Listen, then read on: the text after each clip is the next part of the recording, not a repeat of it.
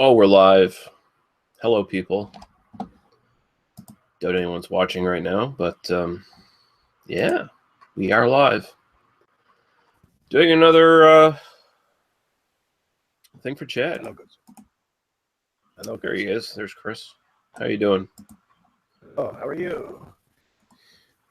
Oh, good. What's going on with you? Just getting to the live page here so I can monitor comments.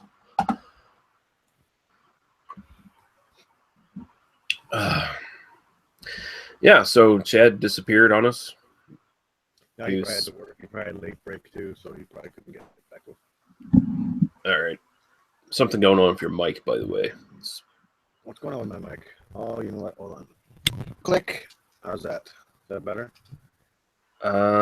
You're still kind of I can hear you clearly, but there's like a kind of a crackling going on as well. Oh, that's not good.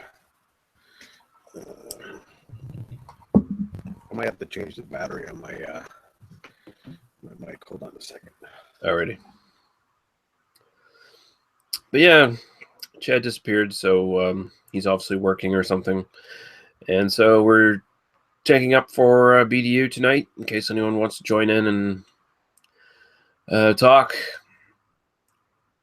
I think there was some confusion last week when I put this up. There was a couple people seemed to think that I was giving an open invitation to anyone to join in and talk. I was not doing that. So, you know, if your feelings were hurt, well, too bad. But I put a link in the Facebook chat that we share together for the in crowd, the clique, if you will, to join in and talk if they wanted to get their Wednesday fix. And that's what I put it in there for. Although, of course, if you're kind of a regular anyway and you do want the link, then we can probably hook you up if you make a mention in the comments and you're not in our little Facebook chat. But otherwise, we're just total snobs. And, you know, you can't trust us Eastern Canadians because we're just terrible people altogether. You know, we're just horrible people, and we're too liberal and too PC, and you know, we're such pansies and all that kind of bullshit. Wow, that's the best speech I've ever heard in my life. Has my mic better now or no? Still cracky. I'm kind of thinking maybe it might be your connection might be just a little off today.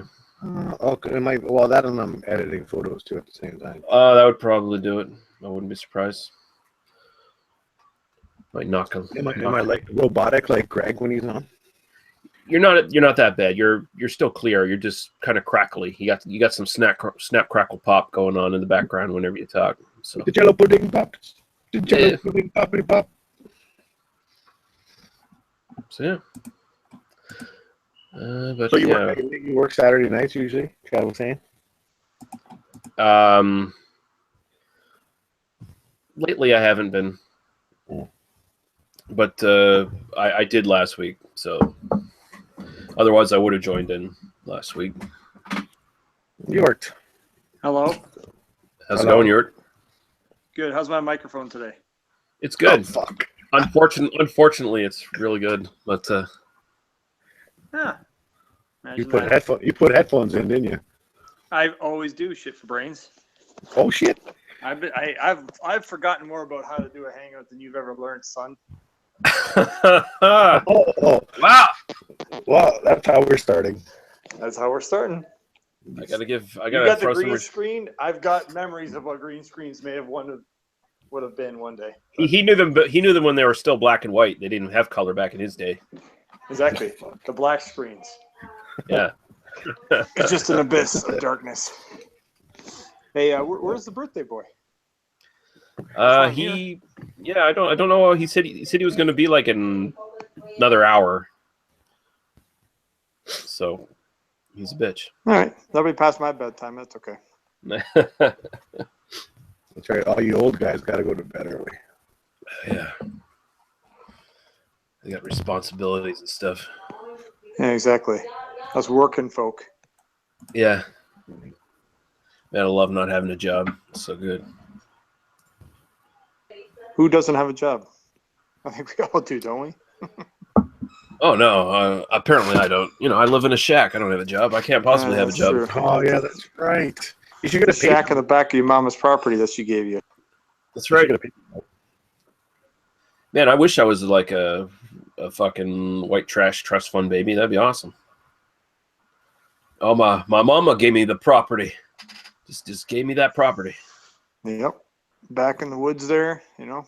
Yeah, I'd be king of the fucking trailer park, man. That'd be awesome. Just off the side of the turnpike, you know. Yeah. And you could take some day trips into the city and fun of people and get your wallet stolen at the bar. Yeah, I'd go and get some chicken chips and pepperoni. Yeah. You'd also Did I tell you guys how awesome all day breakfast was today? Having a sausage and egg McMuffin at 5:30 was awesome. Oh, I'm not commenting on that. It's fucking McDonald's, man. No, just not doing it. okay. You had all day. Wait. You had all day breakfast at McDonald's? Yeah, I did. You sick fuck. It launched yesterday. How can you tell the difference between their breakfast food and the rest of their so-called food? Doesn't all taste the same? There's an egg. There's probably egg in the other stuff too. the conditions they keep, it's terrible. No. It's quite possible. Eggs cost money, and they're extremely frugal. So no. Yeah, I've seen how they make their egg McMuffins. If you have to microwave an egg, you got problems. But it's freshly cracked. That's their slogan: freshly cracked egg. Yeah, they crack it into a little microwave dish and then they fucking microwave it. And then you get. Yep. Which is just wrong. I used to work at McDonald's back in the day, but I never worked breakfast, so I can't confirm nor deny these accusations. Oh well. Les œufs de microwave. Well, shit. Sounds like a conspiracy theory going on. We should get Jesse Ventura in on this. Exactly. I do know that the all beef patties were, in fact, 100% beef because that was what's stamped on the box because that's the brand company. It was called 100% beef, which was owned by McDonald's coincidentally. Awesome. Yeah. Awesome. So that's totally above board. Totally trustworthy. Oh, yeah. Of course. But yeah, no. If you're gonna have yourself some greasy breakfast food, you don't go fucking McDonald's, man. Why not? I like it. It's delicious. Eggs are not fried. You can't have a proper greasy breakfast without actual fried eggs. These eggs are fucking cooked in a fucking microwave dish. It's disgusting. It's not meant to happen. You need this fucking greasy fucking flat cooking surface that's had who knows what the fuck on it beforehand, adding into the flavor of your fried eggs, and then you have to have you go to the closest greasy spoon, and the reason it's breakfast is because it's served at breakfast time. You're getting up just as they're starting up their fucking business for the morning. You're just getting into hangover territory. So, you want to get that fucking greasy breakfast in. Here's a question. When does breakfast start, though, in those greasy spoons? 2 a.m.? 3 a.m.? Like, if you go to the Flying Saucer. Depends on when they open. Depends when they open. When does the Flying Saucer open? Open 24 hours. 24 hours? Exactly. I imagine their breakfast menu probably starts at what? Maybe 3, 4, something like that. I know at the Coney Island, some of those things in the finer areas of Detroit, Michigan. When I was working midnights on our lunch hour, about 2:30 or so, we would slide over one of those things and eat pretty much whatever we want. Eggs, omelets, lots of good stuff. See, I don't have a problem with people having breakfast at supper time as long as it's properly fried up, greasy, gross, goddamn breakfast. Then it's fine. But did I tell you the hash browns are good too? Oh, am I gonna go there? Yeah. Yeah. Well, what do they even give? Did they give you like hash brown patties, or did they just give you like cubed up fucking hash brown patties? Yeah, do they? Yeah. Yeah, I do. So I will say though, that tots is a really unappreciated delicacy. I think there should be more tots out there. I'm just like Clint Eastwood, and that what the fuck was the name of that movie he directed way back in the day with Kevin Costner? His character was partial to them tater tots. Exactly. Yeah. Some of the finest tots I've ever had have been ponied up to a craft beer bar and looking on the menu. I'm like, oh, you have tots? Tots it is. Yeah. Because you just can't get them in public, really. No, it's kind of it's almost a delicacy of some sort. Mm-hmm. Actually, this place in when I get dragged shopping to this big outlet mall in Michigan, there's a place called Bar Louie there. It's got some craft taps and stuff, and there's things called Super Tots, and it's basically like it's a plate of tots with all the fixings on top, like almost. I can't even remember what it is, but I mean, there's like sour cream chives, a bunch of other sauce. It just all makes it out of it. Damn, is it tasty? Yeah. Mm. So, what are you gentlemen drinking tonight? I just got in the door, so nothing yet. I'm having a Horseshoe Valley Cold Water Clear Lager. Picked one up when I was with Chad. He did that review yesterday or whenever it was. All right. It's pretty good. Pretty easy to drink, that's for sure.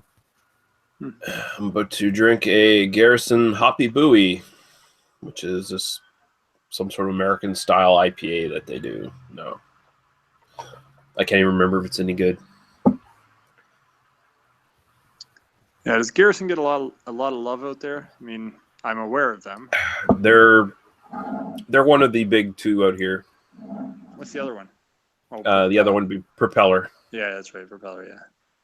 Yeah. Yeah, they're almost getting to the point now where craft beer has boomed so big in the Maritimes, where you could almost kind of consider them the Sam Adams of Nova Scotia to a certain degree. Like they're the big regional brewer now, outside of like Moosehead or something like that. They're the ones that are going to buy up the other ones.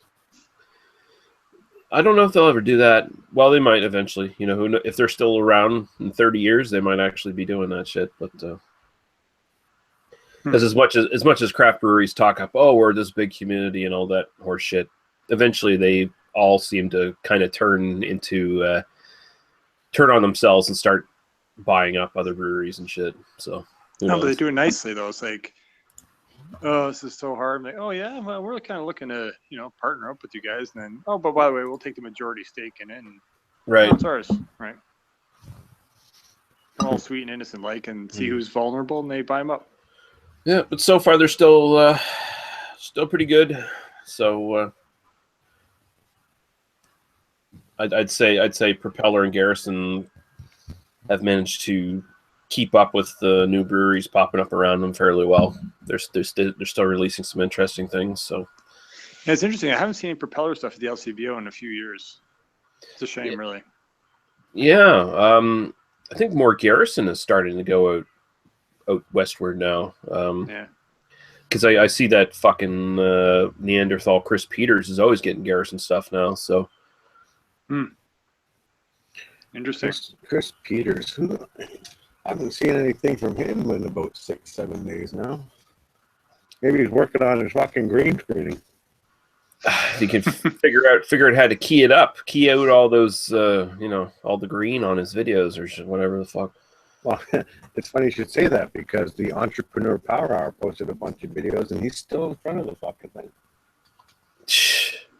It's on. Oh my god, what's the point? If you can't figure out how to do it, why have it? Why use it? You might as well just have a shelving unit behind you with fucking beers on it. Yeah. I sort of imagine it went like this. He sort of went up to Kareem and said, Kareem, these people are making fun of us, man. We totally got to get a green screen. They keep telling us we got to get a green screen, man, because their backgrounds are just so terrible. And Kareem's all right. Well, the fucking laundry room background is the best. I will take this out of the money you've already paid me in the pyramid scheme, and you'll owe me double back. So this better make us some money, otherwise you're really fucked. I'm sorry, but did you know that Chris Peters is the CEO of the Entrepreneur Power? Wow, that's an official title. Give himself a raise. Yeah, that's good. Good stuff. He promoted himself. He promoted himself. What's 0 times anything? Yeah. That's what it looks Yeah, like. I mean, it's just they're really struggling. I gotta say, it's sad. I mean, that's what it got to. I mean, for a while there, I was having a little fun being the nice guy playing that card there, just to egg him along. But man, alive, it's depressing, really. even when you play nice to him, you just see what a fucking dick he actually is, because he still acts like a pompous dick to people who treat him nicely on the internet. Yeah. So it's like, yeah, pretty much point made right there. It's like, here's the reason that you're always begging for people to do beer trades with you and shit every time in every one of your fucking videos, is because nobody wants to fucking talk to you and no one wants to interact with you. You had to go on a fucking black metal show with a bunch of 13-year-olds and drop your fucking knowledge on them, and that was the only place you got any fucking respect anywhere. And so it's just pathetic. Yeah.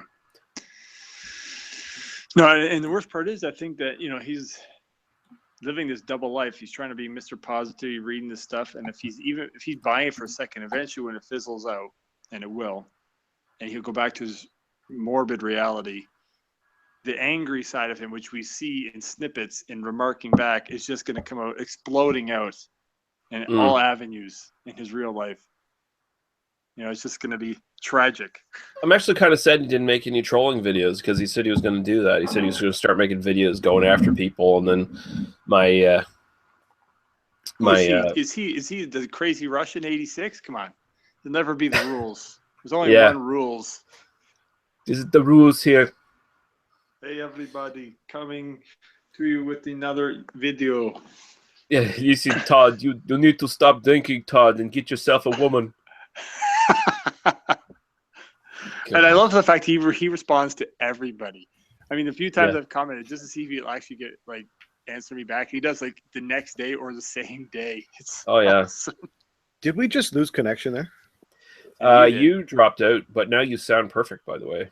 No, I thank you very much. I've been working hard on my speech. Anyway, my problem with Chris Peters is this. If you would just come, like I don't know if he's trying to be an asshole or if he's just generally an asshole. But if you really want to get beer trades and shit done, be nice to fucking people. Comment on when they comment. If somebody's trolling you, fucking laugh it off or whatever. You know, nothing bothers me, but yet, yeah. It does. It clearly does. I mean, fuck, it's called having fun. And if you can't have fun on YouTube, then what's the point of living? Yeah, it's sad and weird, but oh, I would do a trade with him, except I'm worried about getting aged IPAs from out west because I think they're all aged. You can send them something from Gulf. Yeah. He should. I really should. I would be afraid. Like, even if I started beer trading, I'd be afraid of trading with Chris Peters because he hates us all and he's gonna fucking do something to the beer. Simple. Plus, I seen like a couple of his videos where he talks about, I want to do beer trades, but then he puts all these caveats on it. Like, you have to be in Canadian, number one. Yeah, you gotta be in Canada. It can only be like one bottle or something like that at the most. And like, I'm pretty sure I saw that in one of his videos. One bottle, because he's always getting like these fucking big $10 bottles of beer and shit, you know, that he's buying from whatever breweries around, and he's just talking about like, I can't send too many because it's super expensive, guys, and all this other stuff. And he's an entrepreneur. I thought he was a successful entrepreneur, but whatever. Yeah, the guy's fucking broke as a joke. Who are we kidding? Yeah, probably. Yeah. I mean, being broke is one thing, that's fine, but don't fucking come off as being fucking super successful when you clearly are not. He's successful mentally. He's spiritually successful. Oh, God. Spiritually in the black metal spirituals? Exactly. I mean, spiritually in the black. Yeah. If you're going to talk to other people about how to be successful and to follow these steps to be successful, you should probably read up on the shit first and know it by heart instead of just reading it live for the first time on your video. And regurgitating it like it's your own. Yeah. And he just throws out these weird stupid platitudes that these books he reads say that don't actually mean anything. And he goes, wow, I know I'm really going to learn a lot from this, rereading this more and more. It's like, no, you're not. What makes me laugh is that, oh, I'm so successful. I'm going to help you guys out in being successful. And yet he still wears the same fucking things in every single fucking video, live chat, whatever he's doing. It's like, you know what? Buy another blazer. Fucking Value Village is down the street, guaranteed for you guys. Fucking go buy one. Some dead body fucking, they were sent to the fucking Value Village, so wear that. Change it up. Fuck. Nah, come on, Chris. He's dressing for success. No, he's dressing for a coffin. He's dressing. He's like a younger, more follically blessed version of the pallbearer. Yeah. Oh yes, black metal entrepreneur. Me and Kareem are gonna take our urn and we're gonna be a success. Oh yes. We're gonna win the championship of all entrepreneurs. Oh man. Look, guy, he's crazy. He's stupid. He's so stupid. He's so stupid. I would love for one day to be a Royal Rumble of all the worst Beertubers and YouTubers, in one hangout. Just keep bringing one in after the other. We can only keep, 10 at a time. One gets thrown out and the other one comes in. That would be awesome. Can you imagine that? You have Todd and the Rules and Chris Peters and Jay Terrio and Dr. Dave. Just like I just want to see Dr. Dave, Jay Terrio, Chris Peters, and Kareem all in the same chat at once.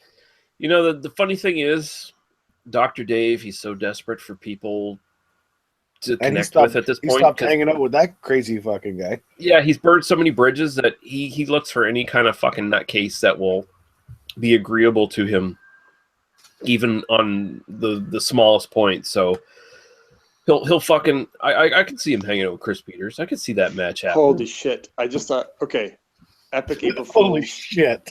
Epic April Fool's joke. It's going to take some time to set up. So this is what you need. You need like a new account. This is subscribe to these guys, right? Plays real nice. Mr. Super Positive with beer, being all a big buddy and complimenter of Dave and just all these other guys. And then you have to be racist. Them, hey, I'm doing a hangout and love to have you to try a beer. Then you tell the other guys, hey, Chris Peters and I'm doing a hangout. Well, you invite them in and all of a sudden you just have these it's like a really awkward party, right? These groups come in and just to see what happens. And then you have Dave going, what the fuck are you guys talking about? Yeah, Dave's talking about black. Dave's talking about how all black people are criminals. Chris Peters is talking about black metal. Cream's talking about how he's almost black. Yeah, Creep's feeling really, really awkward right now because Jay Terrio's giving him the stink eye. Yeah. Jay Terrio's like, we have way too many of you guys in Louisiana. Yeah, this chat got way too multicultural all of a sudden. Yeah. And then we have what's that little rat out in Alberta? What's that little shithead's name again? Jordan. Have him in there. Oh God. Like it would just be you know who awkwardly Jordan hilarious, but man. It's like who Jordan reminds me of? Wormtongue from the Lord of the Rings trilogy.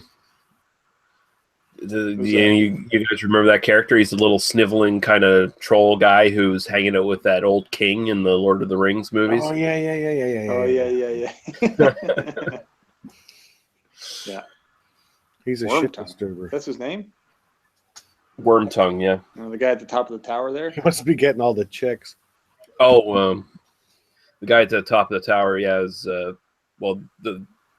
the guy Christopher Lee played was Saruman, and then Wormtongue became his second in command for a while. Yeah, hanging out at the top, just those two most of the time up at the top there. Yeah. Okay. I remember watching the trilogy and liking it. The details escape me now. Oh yeah, there's just way too much to fucking ingest in those films. The books are like even worse. I know. Grima Wormtongue. That's what Stan Ulch is saying. Grima Wormtongue. Grima Wormtongue. Yeah, that's right. Yeah, Stan, you don't even need to know who Jordan is. Just, don't even worry about it, dude. Wait, hold on a second. We have commenters? I thought we were private. Oh, man. We got people watching No, us? no private here, man. We say whatever fucking we want. Okay, anything goes. All the viewers suck ass. That's all. That's usually my commentary. Yeah, that's your comment, whether we're private or live. What the? Yeah. See, it's my heel turn. I'm always trying to be the heel. You never turned. No, you were always just a heel. That's true. You came in here gloriously like a heel, starting off, just giving Chris the shit. I gotta get a beer. Hold on. Beer is tempting. You do it. Get yourself a nightcap there, old man. I know. Why does it mean to have to go downstairs? And there's just chaos and noise down there. It's like when Europeans get on the phone. They're like, the phone doesn't exist. They're trying to yell to each other across the ocean. Fuck. Actually, well, no, it's my wife yelling to her mother, which is probably 10 minutes away. In a different dwelling. So they never leave Europe, though. It seems like they never do. It's like, why? What are you yelling about? We're just talking. I'm like, oh my god, I have to leave the room.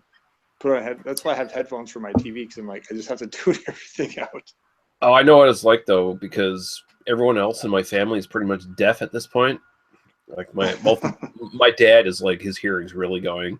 My brother's hearing is just kind of shot from shooting too many guns for so long, and my mother's hearing is going as well. So whenever a conversation strikes up between anyone in my immediate family, it's just yelling and yelling and yelling and yelling. It's just like, oh my fuck. I know. It's like, shut up. I should splice together something with all four of the people we just talked about. Oh my god, you could create like a hangout simulation, right? That's right. You can get all their best, put their little faces in the bottom, and it's like they're having a hangout. You know how much of a fucking pain in the ass it is to keep them at the bottom of the fucking thing. Like, when we talk, it says, like, when you talk, it says your name. Lee talks, it says your name, and then it changes to the avatar. That's a bitch to do in fucking software. Well, you don't have to make it so accurate that it's changing. Yeah. Their name. Just put their stuff at the bottom, and then you just have their stuff flashing at the top. We get it. We get the idea, right? I think if I do something like that, the avatars are going to change like randomly at different times to different things that they're saying. Like, for example, Dr. Dave's may turn into, I don't know. No, actually, Chris Peters may turn into the swastika or some shit. It'll just be perfect. The alcoholic cost. Oh my god. The guy still doesn't get it. I don't understand how he doesn't fucking get it. Like, that is the worst fucking how could you be so clueless? Crime in the history of all mankind, and yet he doesn't understand how that's offensive. Like, come on. You SJW. Oh, wow. I had to look that. I had to Google that, and I'm like, really? I don't know, man. I don't care if anybody calls me an SJW. I have no problem. You know what? It's one of those things. If I wasn't a grown man with a lot to lose, I would say, Chris, anytime you're in Windsor or in Ontario, I have no problem meeting you face to face and knocking your fucking block off if you insist on. I'll show you how much of a social justice warrior I am. Motherfucker. Oh no, don't do that now, Yurt. He's made some physical threats from time to time towards people. So. I'm sure. He's a tough guy. Come on now. Oh man, and I'm no tough guy, but man, I have no problem sticking up for anybody who's been, the same as Dr. Dave. All these guys just makes me so angry. I don't wish ill will on anybody except for racists or people who are so ignorant that they don't even know how racist they are and are in denial about it. And speaking of ignorant people, hi, Jamie. Hi, Jamie. Oh, hi.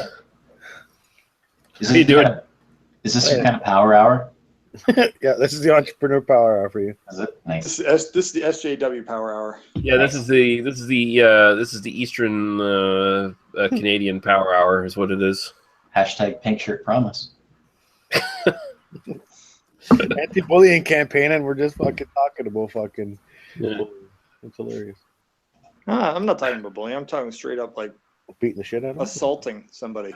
You know what I find even more ridiculous is, like, I don't even necessarily know if Dave is a real racist or if he's just fucking using that as sensationalism to get views to his channel.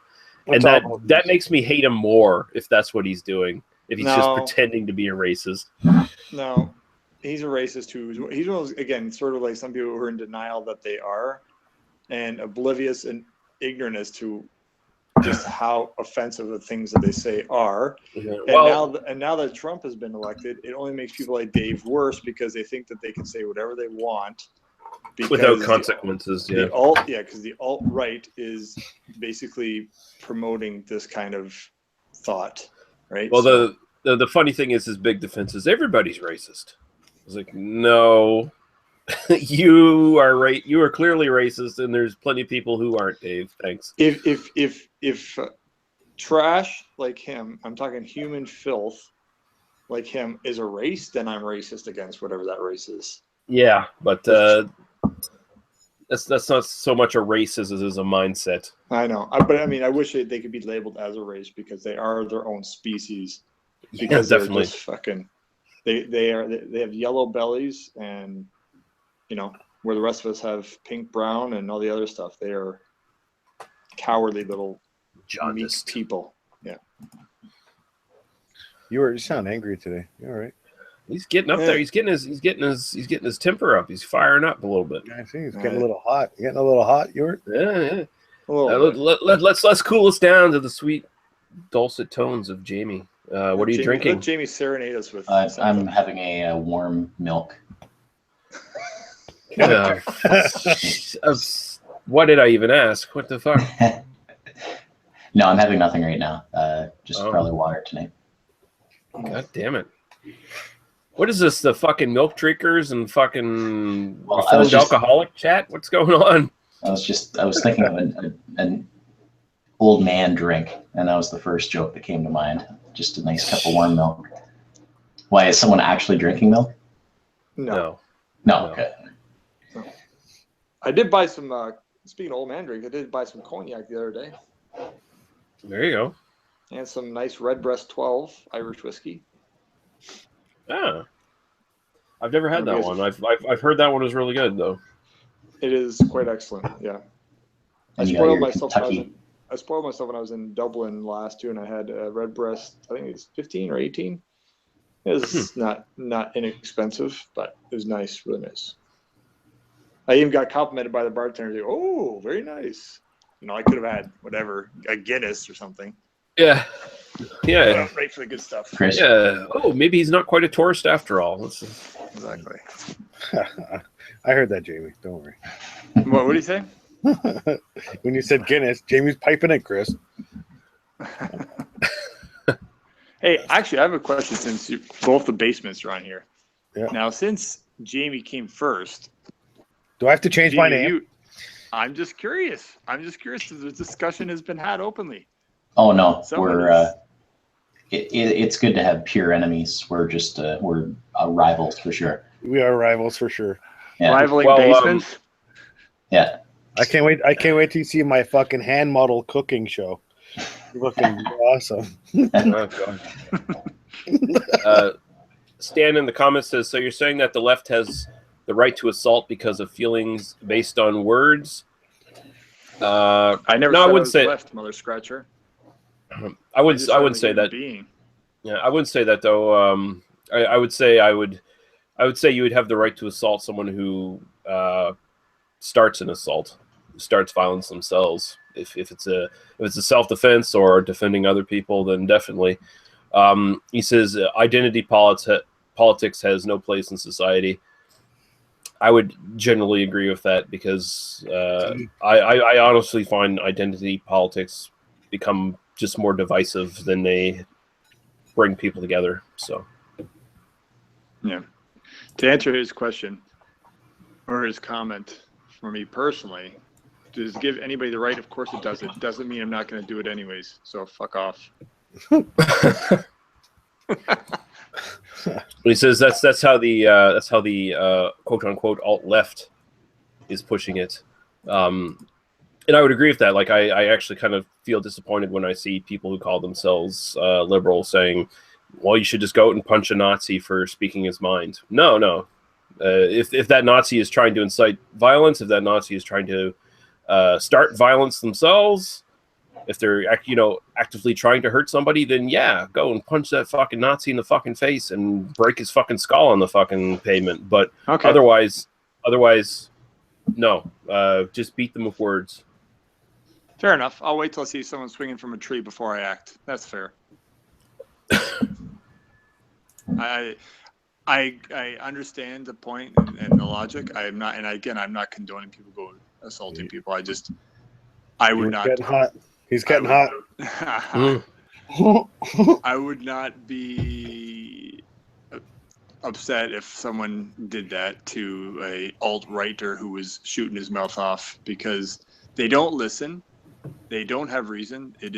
They talk the most filth of as a human being, and thereby are not human and should be just honestly, I don't see any reason in teaching them a lesson. And it's a hard lesson to learn, and maybe it's not right, but it's one thing I care passionately enough about that I think it's I'll turn a blind eye to it. Let's just say. Yeah, well, it's not hurting my feelings if I see if I saw a video of Dr. Dave getting punched in the face, it wouldn't hurt my feelings. Let's put it that way. But I wouldn't do it myself. I wouldn't do it myself unless he was trying to do it to someone else. Yeah, people think they can say whatever they. Well, you can't throw someone in jail for anything, and people can talk back to you. But if you're not going to have an open, honest discourse about it, and you're just going to spew hate. I guess we can't talk anymore. And I'm just going to say, all right, shut up, or I will shut you up. And to a degree, I kind of agree with you right here. Sometimes people just need the smartness smacked back into them. Yeah. If they're not going to have intelligent conversations, it's one thing to open a conversation with. Well, I think this, and it's okay. It's open and racist. Well, let's talk about it. But if you're not going to talk and you're going to just spew garbage, and not be open to discussion. And that's the thing. Dave definitely isn't open to discussion. He spews his shit, and then if anyone disagrees with him, he just blocks them or bans them and keeps on going. And often attacks those people when they can no longer respond to him as well. That's his sort of modus operandi. So I was listening to Neil deGrasse Tyson on Joe Rogan today. Yeah, that was a good show.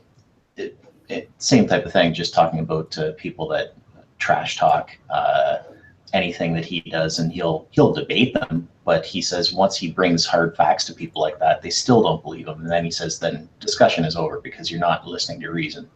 Right. Exactly. So, and, to be honest, some of these alt-righters, and I hate to keep going on, but they all got their guns, so might as well hit them first before they shoot somebody, right? Because that's how they'd react. They'd be shooting people, and they have shot people. So, all the people that are shooting up churches and schools and shit, those aren't liberals. So yeah, those people are crazy. Right. Those people are gamers playing Grand Theft Auto. But we are not allowed to assault them for their nuts beliefs and their crazy sort of thoughts. Don't touch them. But I think that's a tad different. I think that's a tad different. Those people are legitimately nuts, and they're committing violent, often murderous acts, and not necessarily because of an ideological belief, but just because they're fucking nuts to start with. Agreed, but they are still. And I don't have the facts exactly, but if someone would love to point out when someone who is very liberal and very left did one of these things, I would love to know the last time that happened. Well, that's definitely in the minority. That is definitely in the minority. So there's crazy people on both sides, but the crazy people don't resort to doing this. Why do the people on the other side tend to resort to doing this? Some of those people, right? It's like oh no, I totally agree there. Most of the violent acts come from extreme right wingers. Yeah, because their thoughts are justified in their head. Yeah, they're taken to the very far extreme level, but they think that it's okay because they've been taught that. Looks like Stan Ultra's getting hot in comments. No, he's not getting hot. I don't care. It's fine. But he says, free speech is free speech, then those people have the right to use violence to defend themselves, and yeah, indeed they do. Sounds like Shives. Well, Steve Shives is a fucking mental midget. Let's not conflate anyone with Steve Shives in this chat. To me, hate speech is not free speech. I mean, people say it is, but it's inciting violence when you're doing it, and it's continued. It's one thing to do a few things, but when you're doing it to instigate violence, then guess what? It's to me, you're crossing lines because you're doing it. It's not free thought. It's with a purpose to instigate. So if violence comes from that, hey, well, free violence then, I guess. I don't know. Well, I think that's where it falls into, you know, the same idea.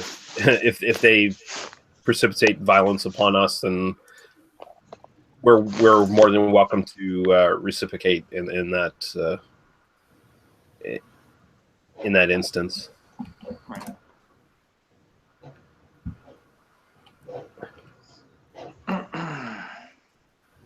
Anyways, sorry to be such a downer. Yeah, way to go. You work. Fuck, man. Your violence. God damn it. Fucking. Maybe you need to fucking sell the Subaru and buy a fucking Camaro. Oh man, no, I need another Subaru. Get my head straight. On a very special episode of Hougly Live, it gets super serious and political all of a sudden. And dark. And dark. Maybe I do need to get a drink. Fuck this. Sorry. Yay! You were drinking, and then he's gonna beat someone up. Lee, I've been laughing on your podcast with the what's the one commenter's name? DB Cooper or something like that. Oh, CB Falls. CB Falls, yeah. Yeah. The guy obviously doesn't listen to the podcast, but he's a rabid supporter at the same time, which is beautiful. I think he's the spirit of Strat beer. I don't know if you remember that guy. Strat beer. Yeah. He's gone now, but he would comment on everybody's video. Right. Yeah. But it's funny. The guy obviously doesn't. He just like looks at like whatever picture I provide on the podcast and the titles of the movies, and maybe he does some pre-functionary research, but I don't think he's ever watched any of the movies or he is he is a great troll. Like you guys spent probably like 5 minutes talking about him on your last podcast, and then he comments on it. Great podcast. doesn't comment anything about what you guys said about him. Well, I think the biggest tip off for Daniel and I was a couple episodes ago where we did the big racket, which had Fabio Testi in it, and the picture I provided. If you look at it and you don't know who Fabio Testi was, you'd probably go, "Yeah, that's a young Pierce Brosnan."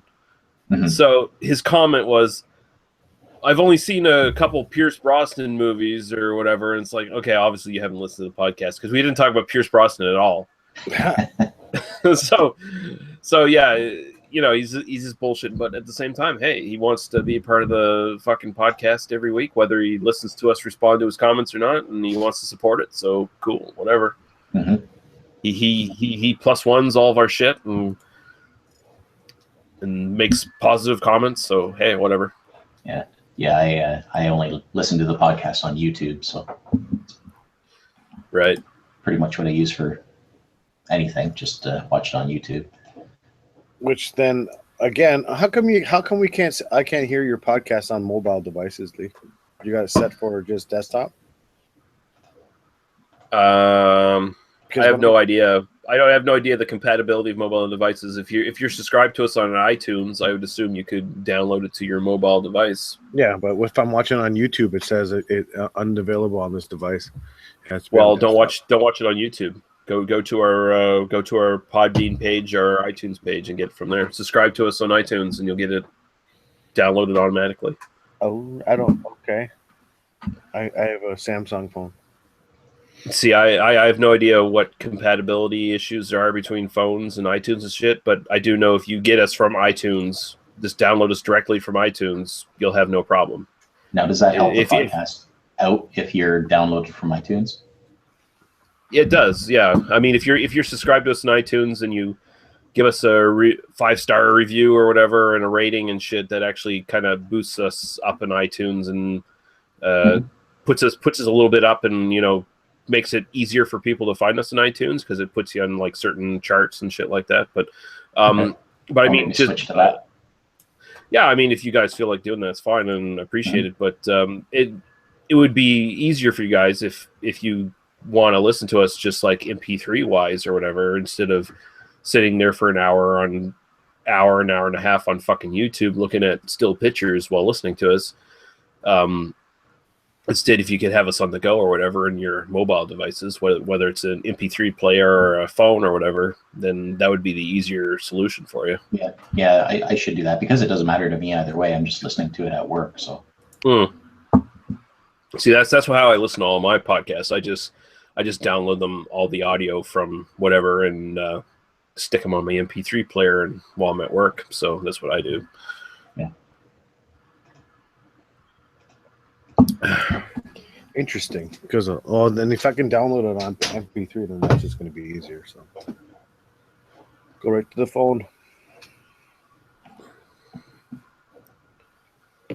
Yeah, man. Well, I actually have to get out of here. I just wanted to pop in and say hi and have a good night and all that, but I got to get going. So Basement beer All review right. sucks.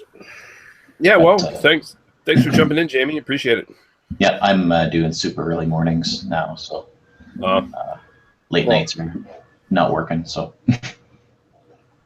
All right. Well, okay, take care, Jamie. yeah, we'll talk soon. Have a good night. Jake? all right. Later.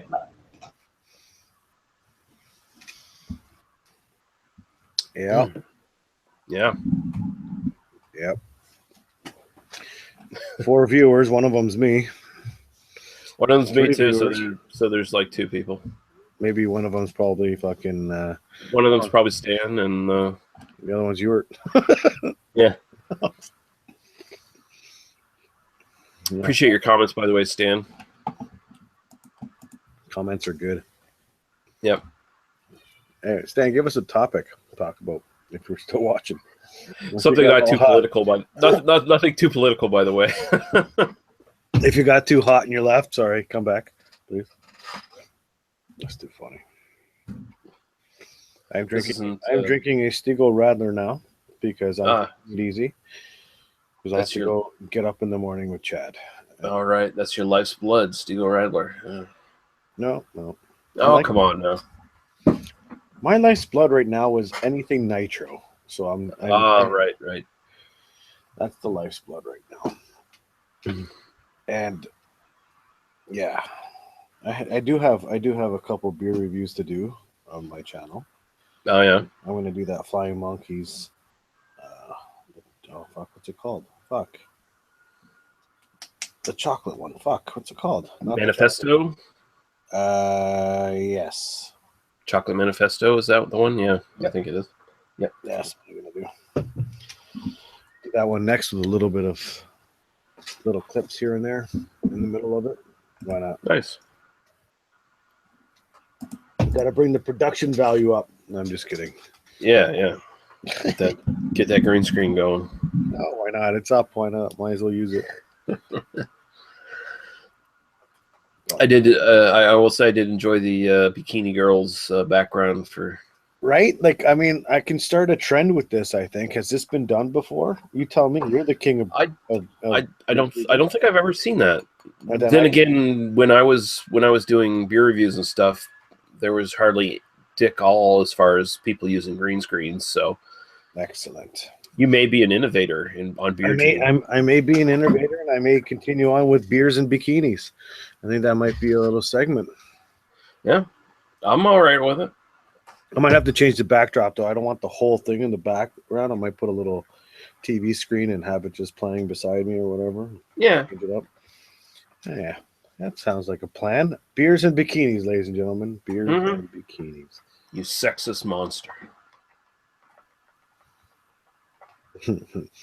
Oh my God! I'm using this new agent right now for a real estate agent. Yeah, she's using me, and she's like, "When do you think you'll be able to have the pictures that you took for me today?" I told her it's going to be in your fucking mailbox tomorrow morning. I'm doing it right now on the computer, as I'm online. Oh God, that's why my fucking connection is shit right now. People just don't fucking listen. No. Let's go back to where I said wait, where is it? Well, you know what happened today? I took the pictures. I get home. I placed the SD card into my laptop. I go to the fucking file explorer, and they are not there. Yeah. I'm like, what the fuck? And then went and checked the properties of the SD thing. It's saying it's only a 1 gig card. I'm like, what the fuck? It's a 16 gig card. Wow. Shit. So I'm like, I had to beg the agent, talk to the owner of the place. I got to go back out. So I redid the shoot, and they were fine. I don't know what the fuck happened. Anyway, so as I was talking to her, I said in the conversation with her, I said, if I go back today, I can have them processed by tonight and in your email by the morning. And now she just texted me, hi, Chris. Just wondering when you think you'll have the pictures you took for me today. Do you not know how to fucking finger your phone and go back up to scroll through the conversation? No, she obviously doesn't. I don't know what it is with people these days. They don't trust in contracts. They don't trust in words anymore. It's just like, and especially if they you want it now. People, the fucking society needs shit right fucking now in their hands. And it comes out of fucking everybody having a goddamn cell phone too, where everyone can be in touch with everyone all the time, whenever. You know, like without question, you can always get in touch with somebody now. It just makes it easier for people to be nagging little bitches. Like back in the day, before fucking cell phones, you would shake on it. I'll have these pictures for you by tomorrow morning. Yeah. Okay. I mean, I don't deal with contracts with people because it's not like it's not like I'm charging fucking thousands of dollars for my fucking services. I charge $125. You don't like it? Fucking find someone else. You want to pay me? I'll do it. I'm not signing. No one's signing contracts with me. You don't like my shit? Too bad. You got to pay me anyway. But Exactly. But if I don't, I see, and these people are starting to understand that if I don't like my own stuff, I don't give it to you. You know what I mean? Yeah. I'm a perfectionist when it comes to that. I can't fucking give you a shit product and take your money. See, there you go. I'm not like fucking Kareem. Yeah, there's fair deal. But I mean, back in the day, people, either they did the handshake deal or they did a contract, and that's what they abided by. And then either the contract was broken and they moved on, or not. It was an inconvenience. Yeah, it sucked, but they lived with it. Now it's like they can't have that. You can't have a broken contract. You can't have an inconvenience. You have to be by the second updating people on what your progress is. Exactly. And you know what's funny about this nuts. chick? This chick just texted me back. I responded with, you'll have them in your email by the time you wake up in the morning. And she says, she went back into the conversation because she replied with, right, thanks. Yeah. So why the fuck you bugging me? What do you think? I'm just sitting here drinking fucking beers and talking online and not doing any work? Fuck. Oh shit, I gotta get back to work with this. Right, thanks. Oh my god, what was I thinking? Oh my For god, sure. don't be stupid. Stupid. No, man. Stupid lady. You know what I find with this oh no, she texted me again. Uh-oh. Oh god. Oh, she's so stupid. You ready for this one? Yeah, okay. Yeah. Now let me give you a little backstory. I went through a trial and error on sending emails to real estate agents, and I find that with the quality and the amount of detail in my files that I can only send through Yahoo Mail, I can only send 3 photos at once, maximum. Mm-hmm. Or they're too big and they don't come through. Okay. Right. And I went through a trial and error on this one, and I actually had to kind of change my setup when it came to how much and the process and the quality. I had to drop the quality down just so I could fit at least 3 photos per email. Right.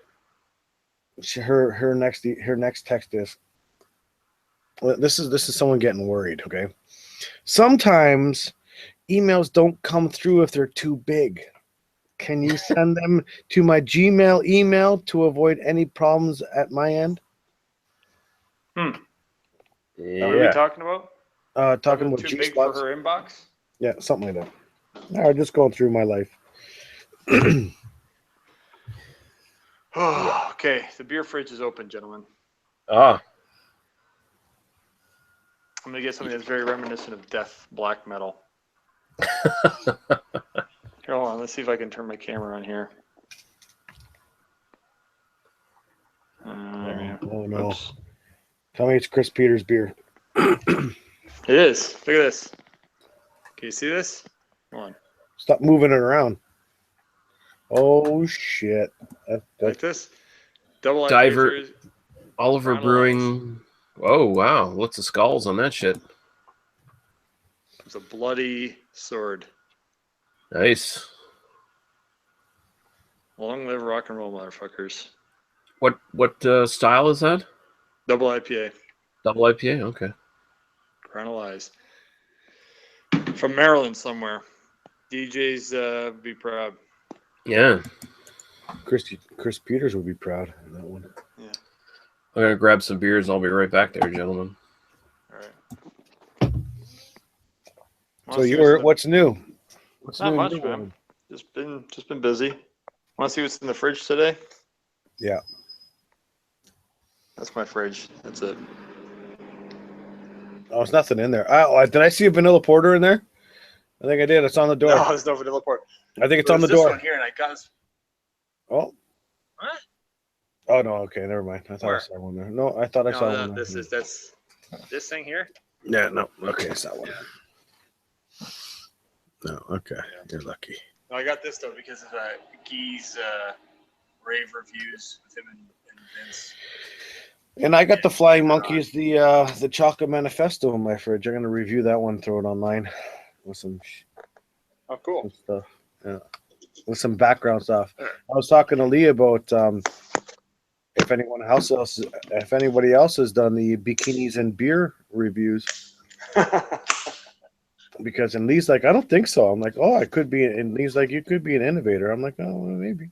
You're absolutely you're absolutely an innovator. That's like, you know what it's like. You know, and you obviously get what it takes to get views on YouTube. You have to. You have to have a good thumbnail. Yes. And there's nothing worse than having a thumbnail. It's like, ooh, I'm intrigued. So I watch this whole video, and that thumbnail never appears. That's always a big tease. Yep. But you put a good title in there, a good thumbnail, actually include some of that footage in there, dude. You got hit city. Yeah. It's just. Oh, Gregory. Oh, Greg's here. Good. My turn to get a beer. I'll be right back. I am here. I'm actually going for a smoke. Where is Joe? Why is Joe abandoning us? And where's the white fella, the snow assassin? And where's the birthday boy? Birthday boy should be here in a few minutes. From what he said, Snow Assassin apparently had to work. Bullshit. Working Who for knows? people who like money. Who knows what happened to Average Joe? He was all hyped up there in the chat, like, "Oh well, we got to know if there's a BDU on tonight," and then haven't heard from him since. When I said, "No, we're gonna start something here, bitch." Sounds like Joe, all right. Yeah. Get you all excited and leaves you with blue balls. Yep. But what are you drinking tonight, there, Gregory? Well, I'm feeling under the weather, so I'm going to take it easy. So I'm going to have an Apocalypse Later double black IPA, 10% alcohol. Wait, did they re-release that, or is that an old one? No, they re-released it on their anniversary last Sunday. Fuck. And they have their Belgian barrel aged ale. I think that one's already sold out, probably. Yeah. But I tried it, though. I didn't think it was all that good. But I'm hoping the Apocalypse Later is delicious as always. No, I've always liked that beer. It was really good. It's my favorite black IPA. Although my taste might be compromised now. But my ability to serve alcohol.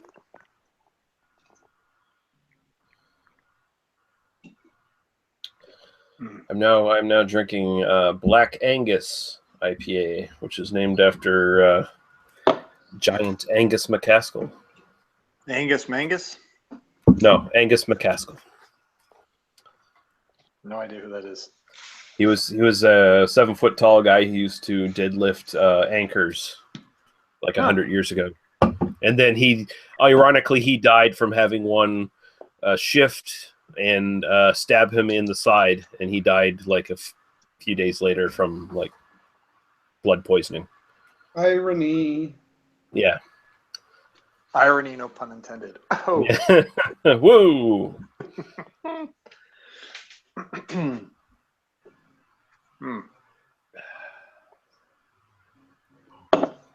My God, this has been an IPA heavy fucking night for me. What the fuck's going on?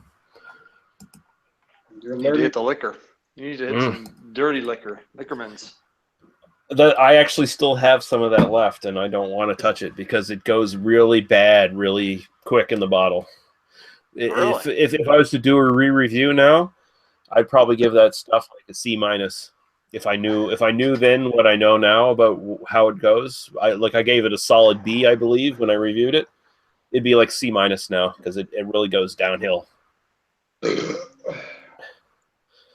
I think the whole idea is you're supposed to drink that shit in like 2 or 3 days. I can't say that I've heard of a liquor that can't stand time. This The bottle open. Yeah, I don't know what the fuck it is with this. It's In my experience, good quality tequila should not be like if the bottle's less than half full, you probably shouldn't sit on it too long. I find it loses a lot of its flavor, but that's really the only one I noticed that a big difference in. What do you consider good tequila? Don Julio 1942. Julio. That's my favorite tequila. I mean, it's totally worth the price, but I waited sat on the bottle for about 1.5 years, and I found my last third of the bottle was not as enjoyable as my first 2/3. I mean, there is such thing as oxidization, definitely even affecting like the bigger spirits to a certain degree. So I don't know what goddamn cheap when you do a lookup of the company that produces this shit, it's just like a shadow company that the Trailer Park Boys set up themselves. Like a couple of them are actually on the board of the fucking thing or whatever. So I don't know who the fuck actually makes that stuff, like actually distills it. I assume it must be in Ontario somewhere. I wouldn't be surprised if it's our spirit, but don't forget the blend and all that stuff. Depending on what they throw in there is could be anything by anybody. I wouldn't doubt, honestly, it might be done by 40 Creek. They do quite a bit of contract bottling. Man, if I was 40 Creek, I would never let that get out that they made this. I'm just saying, I'm suspicious because they do some contract bottling for Right. other people. I mean, Well, we do that, but like on big scales. So. Well, they already lie about where they get a lot of their distillate from, don't they? What? Silence. Sorry, what? I was on mute. What? Who? I didn't hear what you said. What was the question? Well, I've heard 40 Creek tends to lie about where they get distillate from, don't they? So I've heard from Chad. John Hill is a master blender. I've heard that every drop of whiskey comes from 40 Creek stills. Not a single bit of it is outsourced. I've heard that too. We've had some discussion earlier about our alternative facts and news. So yeah, I will say though, when 40 Creek pull sort of pumps out their premium products, so they're really good.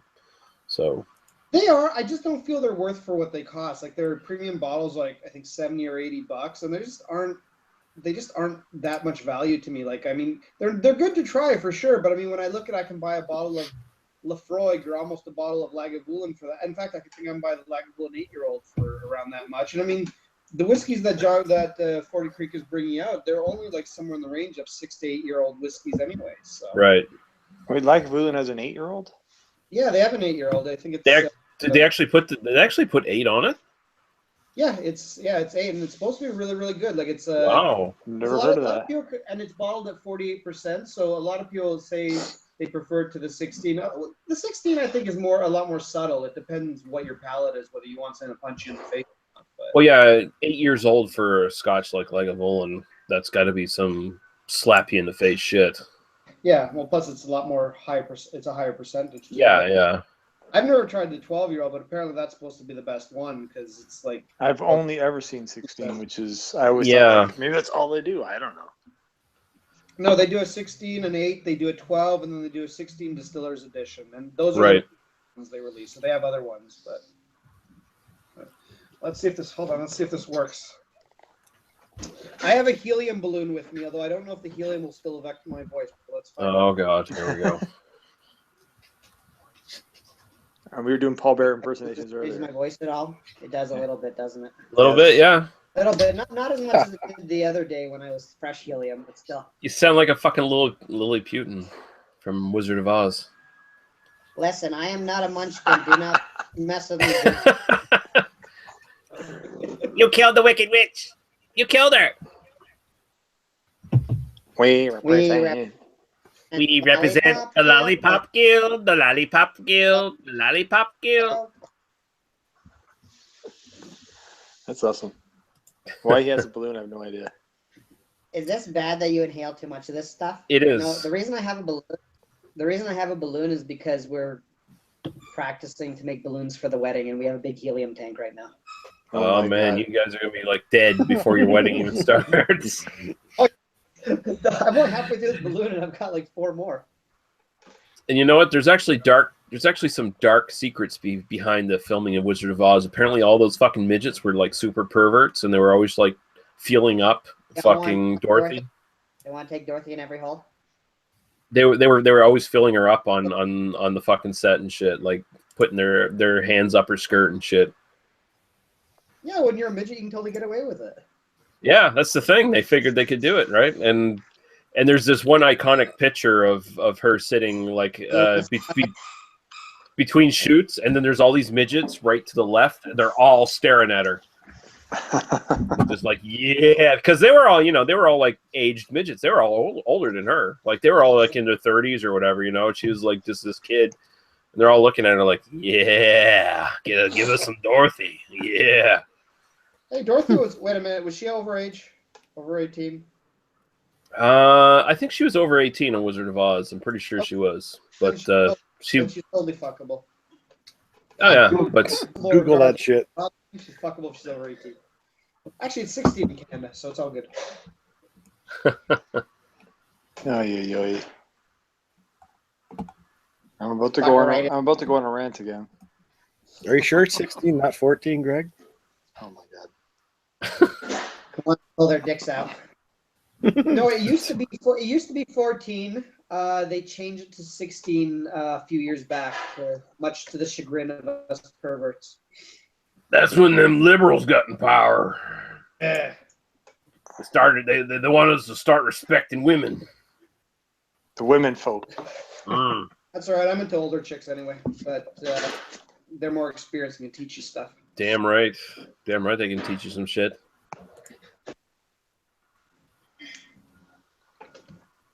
And they'll beat some respect into you too if they're into that shit. And they know how to suck a good dick. Says the munchkin. They're afraid of the evil. I'll tell you one thing, Dorothy. I'm not a cowardly lion. I'll stick my hand right up there. I got a big heart. Oh, Big hard on. on. Seems like a good time to pull your dicks out.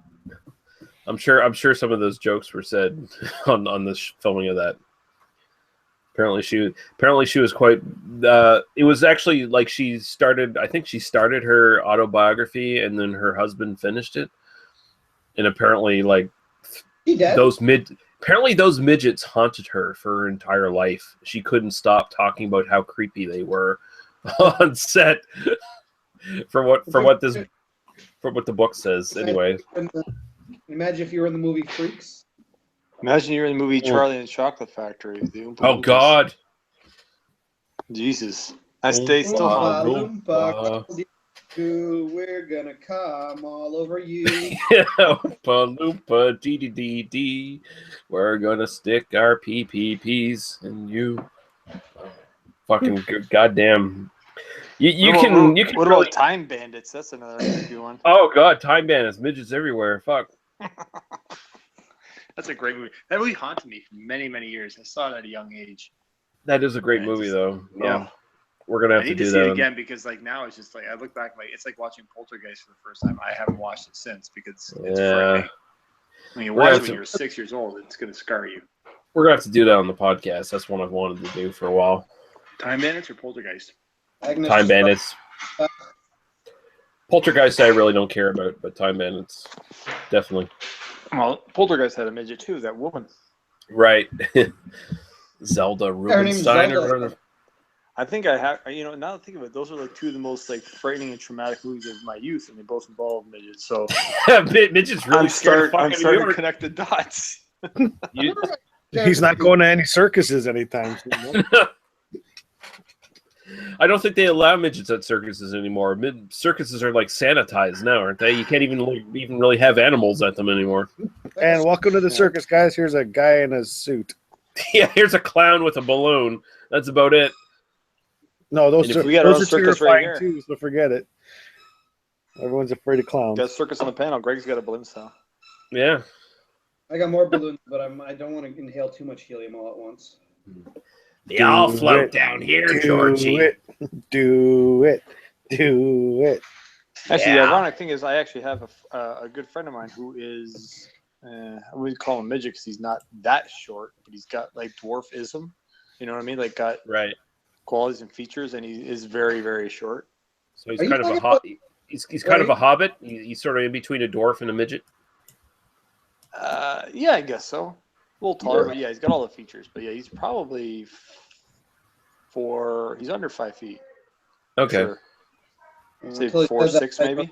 See, that's the weird thing. Like a guy's that short, and then immediately you just go midget. But you know, if a girl's that short, she's just fun sized. Listen, She's I'll not- tell you, there's a girl at my work who is, she's got to be, if she's over 5 feet, then just barely. And I think she's got to be under 5 feet. But she has just this massive rack. And oh man, I would fetishize her all over the place. Yeah, I'm into that too. Yeah, Like just double D's on a short little chick like that's fantastic. I know what you're saying. Yeah. And the other day, she was walking with one of her coworkers who's like, she's like about 6 feet tall, but has really small tits. And I'm just like, this would be the ultimate threesome. Best of both worlds. Here we go. Yeah, I don't know. No, You're gonna fuck an elf and you're gonna fuck a hobbit. Yeah. Yeah, no, there's a minimum height for this ride. I don't know. So Oh man, you put the stipulations on it. What's the minimum height then?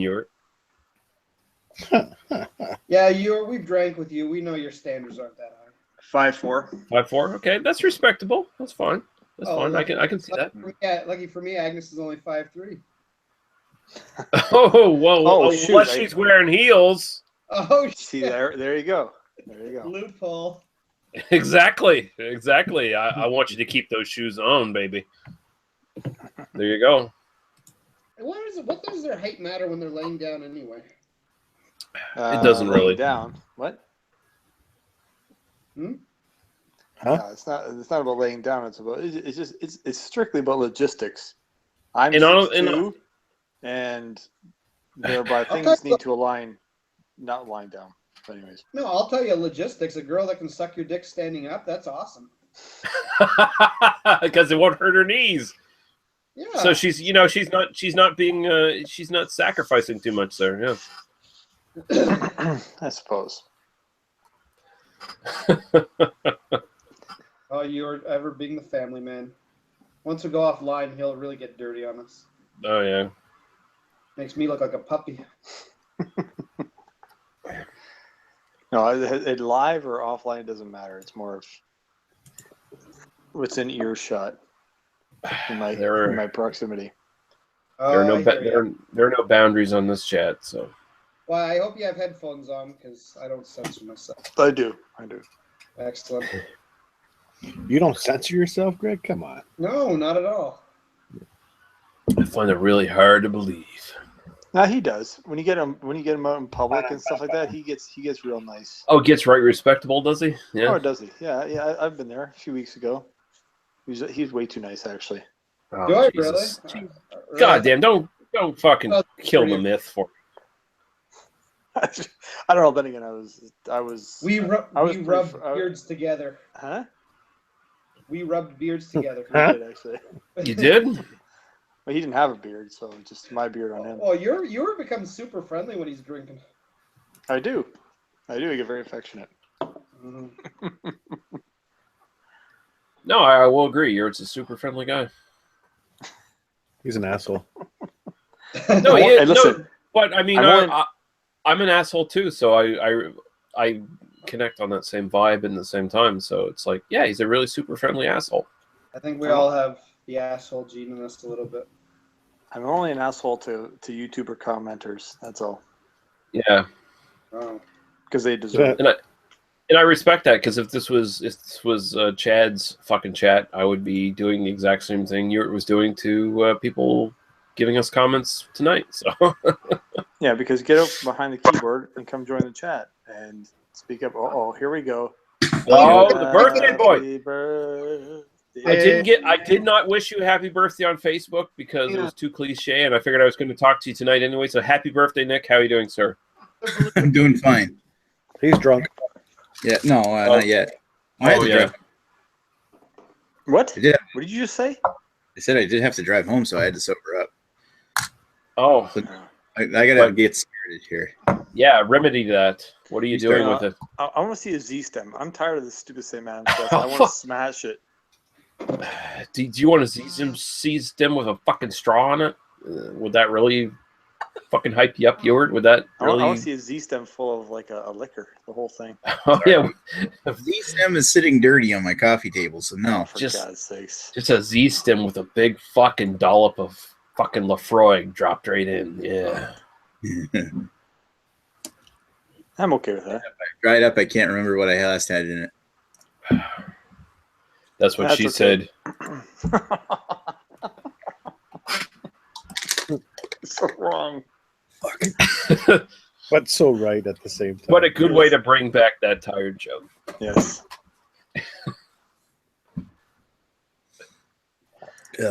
Bring Nick, back you the need to clean How's up, man. Look at that. Look at that behind Yeah. you. What a disaster.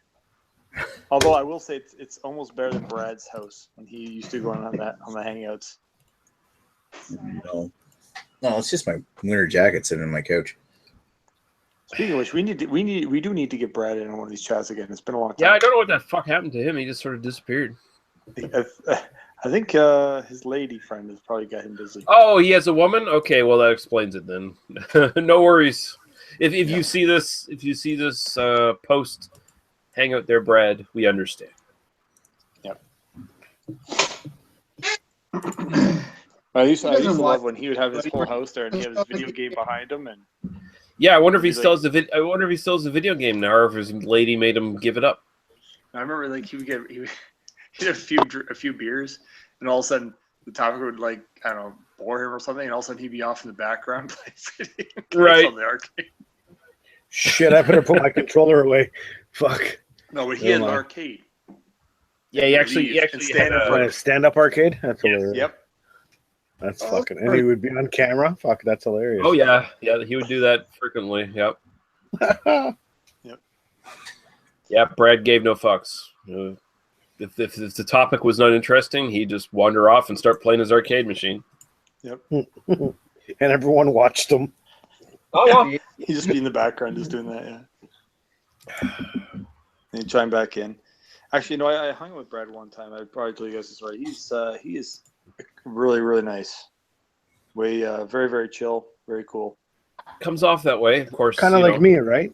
All right, that's right. Yeah, that's right. Yeah, that's the ticket. Speaking of which, Chris, I am 90% sure I'll be going to Chad's Fest. Yay. Yay. And go to Chad's house. We're all going to hang out and drink. I might end up having to pick up Nick at the airport. Sweet. That's because somebody does. I think I may have to volunteer for that one. Or Guy might pick him up on the way. Yeah, well, it depends what time Guy rolls through, if he does come. I mean, I hope Guy comes. Yeah. That's what she said. Oh, Oh! more like that's what he said. Oh, I can't get to the fucking sound. Oh, Nick throwing some salt there. Holy shit. That's what he said. Oh, something we don't know about Guy all of a sudden. That's From the what light Vince here. said. Oh, god damn. Hey, wait, Nick, you're coming in on a Wednesday, though, right? I was planning on flying in on Wednesday night, yeah. Like, I mean, I was debating if I was going to be arranging some travel up to the area, and which I can do, but I wouldn't be there up that early. I'd probably come up Well, I haven't bought like the plane Thursday ticket. or Friday. Yeah. That's just haven't too many booked- days for me to hang out in Toronto for work. Cool. So You can always take an Uber. Uber. That's an Uber long way to take an Uber. What you could do is you could take the GO train to Burlington. Call there us. you go. Call us when you get there, and we'll fucking pick you up because it saves us from driving to the fucking Toronto airport. How far is Burlington anyway? It's What? about How easy is it to take a GO train? Easy. super easy. Pretty easy. You don't even technically have to pay. It's only like $13, $14 or whatever. It's a joke. You don't even have to pay unless they have an inspector. But if they have an inspector, then you get fined. So you may. They, I've been. I mean, I haven't gone on them a lot, but every time I've been on, they've had a guy walking. Neither have I, but I'm just saying it's the possibility exists. I don't think Nick's going to take that chance, but No, it's not worth it. Wow. it would be a whole lot easier. Like, for example, Nick, if you did come in on Wednesday and I volunteered my services to come get you, it would be awesome if you went to Burlington to the Grove. Well, me too. Only because I love Toronto so much. He's trying to Okay. avoid traffic. Yeah, well, it's 10:30 at night. It's not going to be with traffic, but God knows there might be a game that night, a Leafs game, or it could be a Raptors game. Fuck, you know. But it's it's Pearson though. You're not downtown. That should be fun. Yeah. I'm off Wednesdays. That's all I'm You're saying. getting in at 10:30. Ugh, that sucks. I Yeah. was just saying, like, if you got it earlier, you take a GO train out of Burlington, head over to Nickelbrook just for fun, and have a couple of beers, waiting for Chris. There's a train up to Brampton. What's in Brampton? What's this Moynette pack you posted in the chat there, Nick? It's a 6-pack with a glass. This is my gift, my birthday gift from Seth. Right. Gave me- Oh. Comes with a 33 CL chalice and 2 bottles of Saison Dupont, 2 bottles of Moynette Blonde and Moynette Brune. Ah, Nice Belgian beer pack. It was nice. right I wouldn't on. have I never Sorry. heard of these guys before, so yeah. You're right. Moynier. That's the company that makes Saison Dupont. Oh, okay. Really? So family DuPont. Something like that. Isn't that a family? Yeah, I thought so. I have to Google it. That's what Sweet. she said. Ooh. That's what Ben said. I'll have to Google you first before I fuck you. Are you on Tinder? I want to see your picture. Are you on Tinder? Plenty of Can I fish. see your dick pics first? Plenty of Plenty of fish. Sounds Are you like, on Snapchat? sounds like a great time to take your dick out. Yeah, that's right.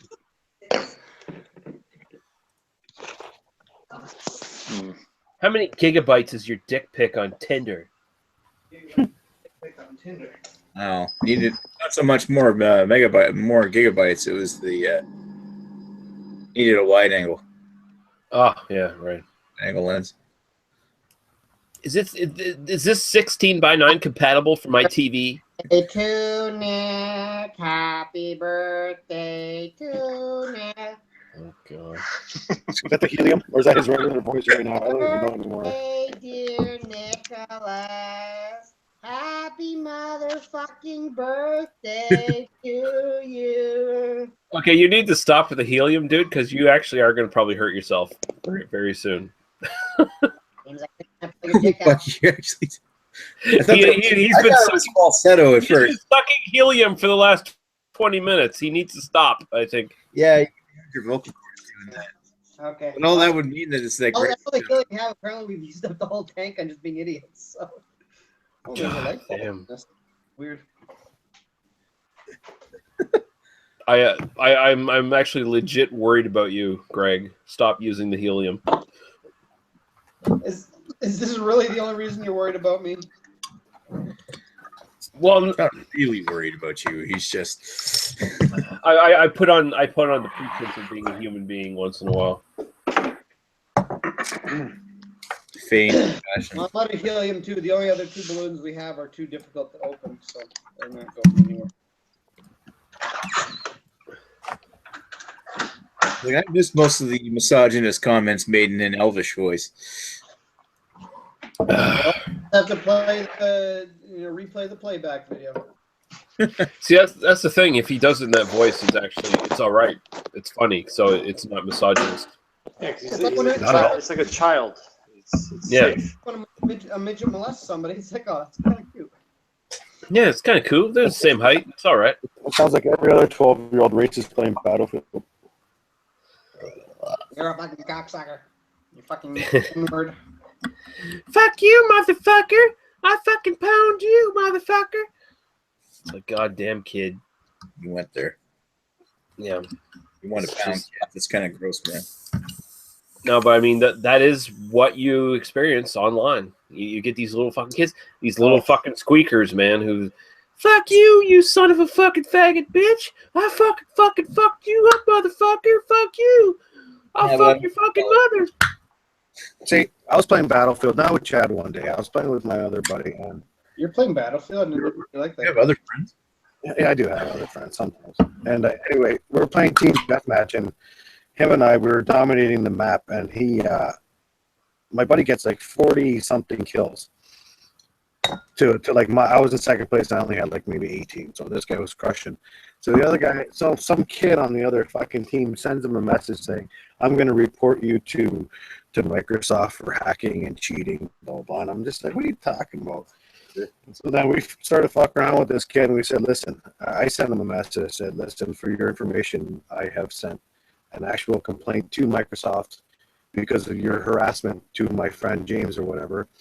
And he fucking texts back because he's a little bitch. He goes, "Oh, I'm so sorry, man. Please don't report me. Can we just be friends? I wasn't really going to report you." I'm like, you're not even fucking supposed to be playing this game because you're a fucking. That's the thing. Young kids who have no fucking supervision just get on Xbox all fucking day, and then they just talk shit. And I'm gonna report you because you own me like repeatedly 8,000 times in a row. It's like, fuck off. Hey, listen, I'll tell you a story. When I do relief reception work, so I was working with the receptionist, and we had some kid, very clearly a kid, call us, and was like, and I work at a law firm, and the kid was like, it was something along the lines of, "Can I sue someone for being a stupid head or something?" Like, they're just being like an asshole. Like, it was a prank phone call, and so we have their number on. And everyone has call display. Yeah. So I'm like, okay, I say to the reception, I'm like, okay, let's fuck with them, right? So I call back and I'm like, yeah, this is Officer Johnson from the RCMP. We're investigating a bunch of prank phone calls. And the kid just automatically hangs up on us, right? This is Officer Hugh Johnson. So I tell her, I'm like, okay, call back. Officer Michael Hunt. So I'm like, This is Officer Mike Hunt. No, we didn't want to fuck with the kid that way. We just wanted to scare him. So I'm like, okay, I tell the receptionist, I'm like, call back and just pretend you're another police officer. So she calls back, and this kid just like, it's like, "Yes, hello." She's like, "Yeah, I'm from the RCMP. I'm Officer whatever. We're investigating this." The kid just started bawling out. He's like, "No, please don't hit me. Oh, you'll be so mad at me. It was just a joke. I'm so sorry." And we're just dying laughing. We're like, "No, I'm sorry." 8-year-old's wet his pants. We're sending we got to send the police here. He's like, "No, don't do it. I'm gonna be in so much trouble." Just hang up on this kid. That's hilarious. Oh yeah. So basically, what I'm saying is, I like torturing young kids who can't defend themselves. That's our trend. Please do it to Chris Peters. That would make me happy. You want his phone number? I'll give it to you. Yeah, I think you probably have it. Yeah. Wait. No, I mean, I know you're joking, but if you really do get it or find it, it would be fantastic. Well, for fuck's sakes, give me 2 minutes. I'll fucking find it. I had it once before I wrote it down. I don't even. I mean, dude, there's so many classic things you can do with an address and a phone number. I already know his address. I've already fucking did the Google Map thing. I've already seen where he lives. Yeah, oh my God. Does he live in a mansion like an entrepreneur would? All right, I've already searched them. I've already creeped them out. Listen. Creepy. Okay, he obviously doesn't get it, and the alcohol cost needs a gummy, the whole box of the gummy bear wangs sent to his house, right? Everyone Or the pull out dicks to his house. or the classic Friday night 20 extra large pizzas. You know, I mean, the pizzas is old. It's a classic though, because then it's like it's there, and then everybody's suffering because the pizza guy suffers, and everybody else is, Yeah, I feel bad for the pizza guy who's like hauling all this shit and he doesn't get any tips for it. But yeah. Well, I've been that guy once, except for on the wrong end of a prank. I've delivered many times without tip, so that are just you goes without saying. pizza you were? Yeah, actually, it's the best job I've ever had. Yeah, I got a question for you. How many women came to the door naked? 0. I'm batting 0 out of probably about 300 deliveries. So I'm gonna pass puking again. I don't know, it was disappointing for me too. I expected a lot more action. It's like the plot line from every from every movie, I should say. That's what. Because I've always heard that it's actually quite. Maybe nowadays it's more common, but I always heard that's fairly common for women to come to the door naked and stuff, or dude, depending if you're very handsome. And then Nine times out of 10. There you go. It's on the side for you, buddy. 9 times out of 10 on a Friday or Saturday night, it was just a bunch of families getting together in one house with whatever. Usually a kid or a dad answering the door, and no. Wait, the kid and the dad were naked? Fucking hell, man. That's gross, you were. Hey, all the information is there for you, if you need it. Where is it? On the side part of this chat. I'm on my phone. I don't know how to do that. Where is it? I can't find it. Hold on, I'll fucking send it to you. Put it in the Facebook chat. Come on. Exactly. Hold on. Exactly. I've spent stupid money on things like the Brewmaster, many copies of the Brewmaster. So a few extra dollars for that was an investment well spent, sir. As this will be. What are you investing in now? Did I miss this? Gummy bags of dicks to Gummy speakers. Oh, goddamn. Beautiful. Beautiful.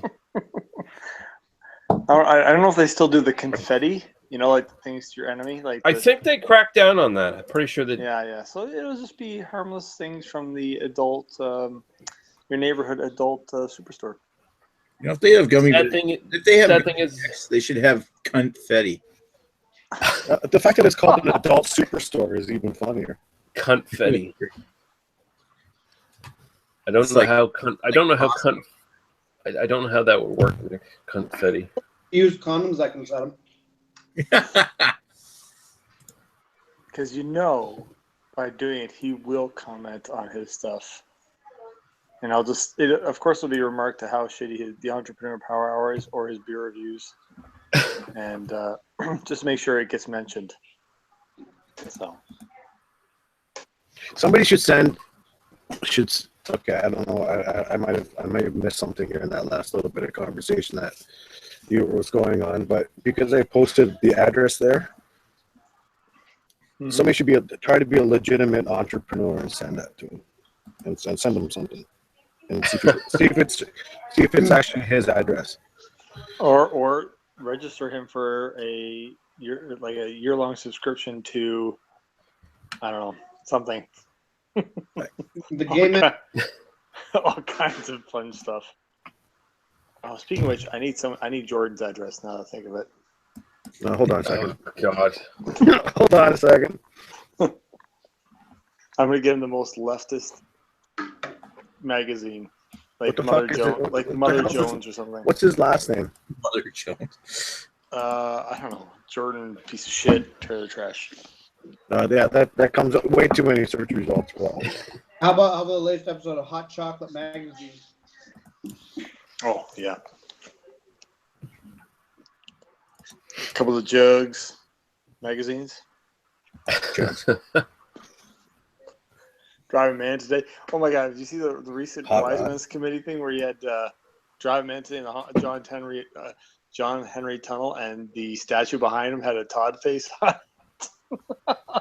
it? Yeah.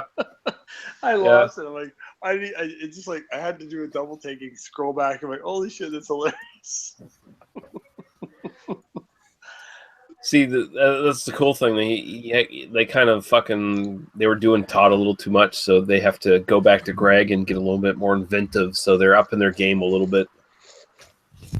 You can't get inventive with Greg. It's the same thing. Hey, yeah. Wait, are you talking about me? I have No. Comcast internet. I lost Oh it. my God. And the last one too, and I haven't watched this stuff in a while. The last one too had Greg's wife Yeah, crawling in the background.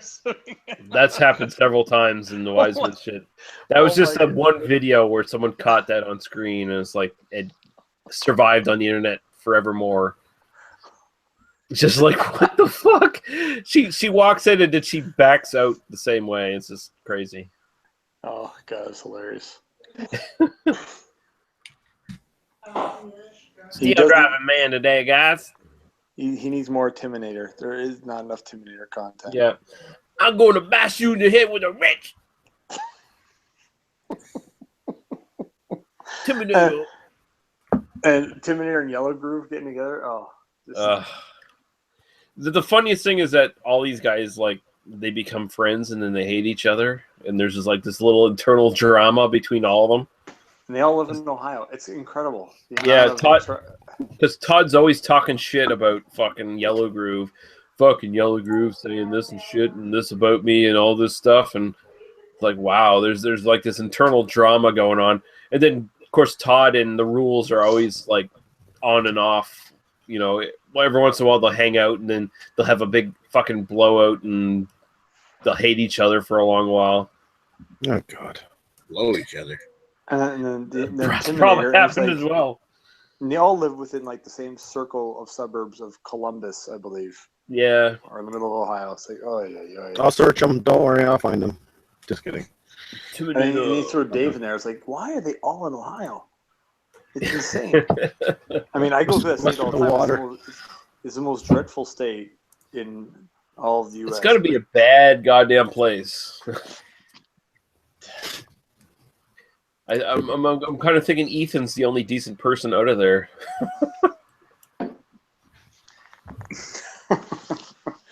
This is probably true. I mean, I have friends from Ohio, but it's like when I drive through there and I go to like places off the highway, and it's just like, wow, the gene pool is not very deep out here. And man, Yellow Groove is just so sad because if you actually watch his channel, like if you go through his videos, you just slowly see how goddamn fat he gets in his fucking videos. Like if you go back a few years and you look, he's like, okay, he's an ugly dude, but he's not super obese or anything. Now he struggles to breathe while drinking beer. It's just, my God, what the fuck is wrong with you, dude? What? It's easy. You just watch his videos and all the fucking crap he eats. I'm kind of like the guy must be in money somehow. Like someone gives him money, or he inherited money, or he's something. I don't know, because the guy's always buying shit. Like he's just buying a ton of food all the time and a ton of beer. Well, he must work. I don't think he works though. I don't think he does. He has to work. I don't know. I don't know, because if he worked, you'd kind of think he wouldn't be that goddamn obese. The dude has a house. Well, I've seen a lot of way overweight people like driving fork trucks or maybe I guess, but I don't know. I don't know. I just sort of always got the impression that he must like be in money somehow. Like he has just disposable money, and he just can like hang around his fucking backyard all the time, blowing off fireworks and drinking like a bunch of ice house and fucking eating all kinds of cheap frozen food. Oh, look, extra tartar sauce. Oh, yeah. Oh man, Tartar sauce. Swiss cheese.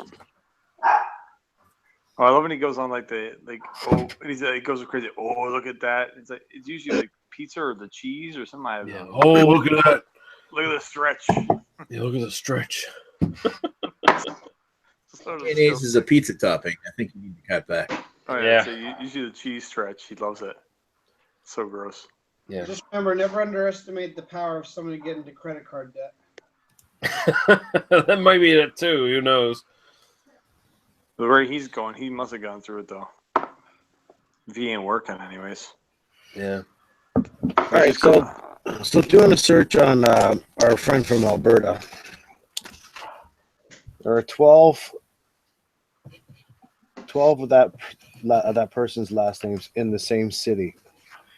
That could explain his anti-Islam fucking profile on Facebook. But anyway, yeah, so it's going to be kind of hard to track him down. He's a sketchy dude. You think? I know. I know he's a sketchy dude. Mm. The guy is like a former goddamn drug-abusing moron.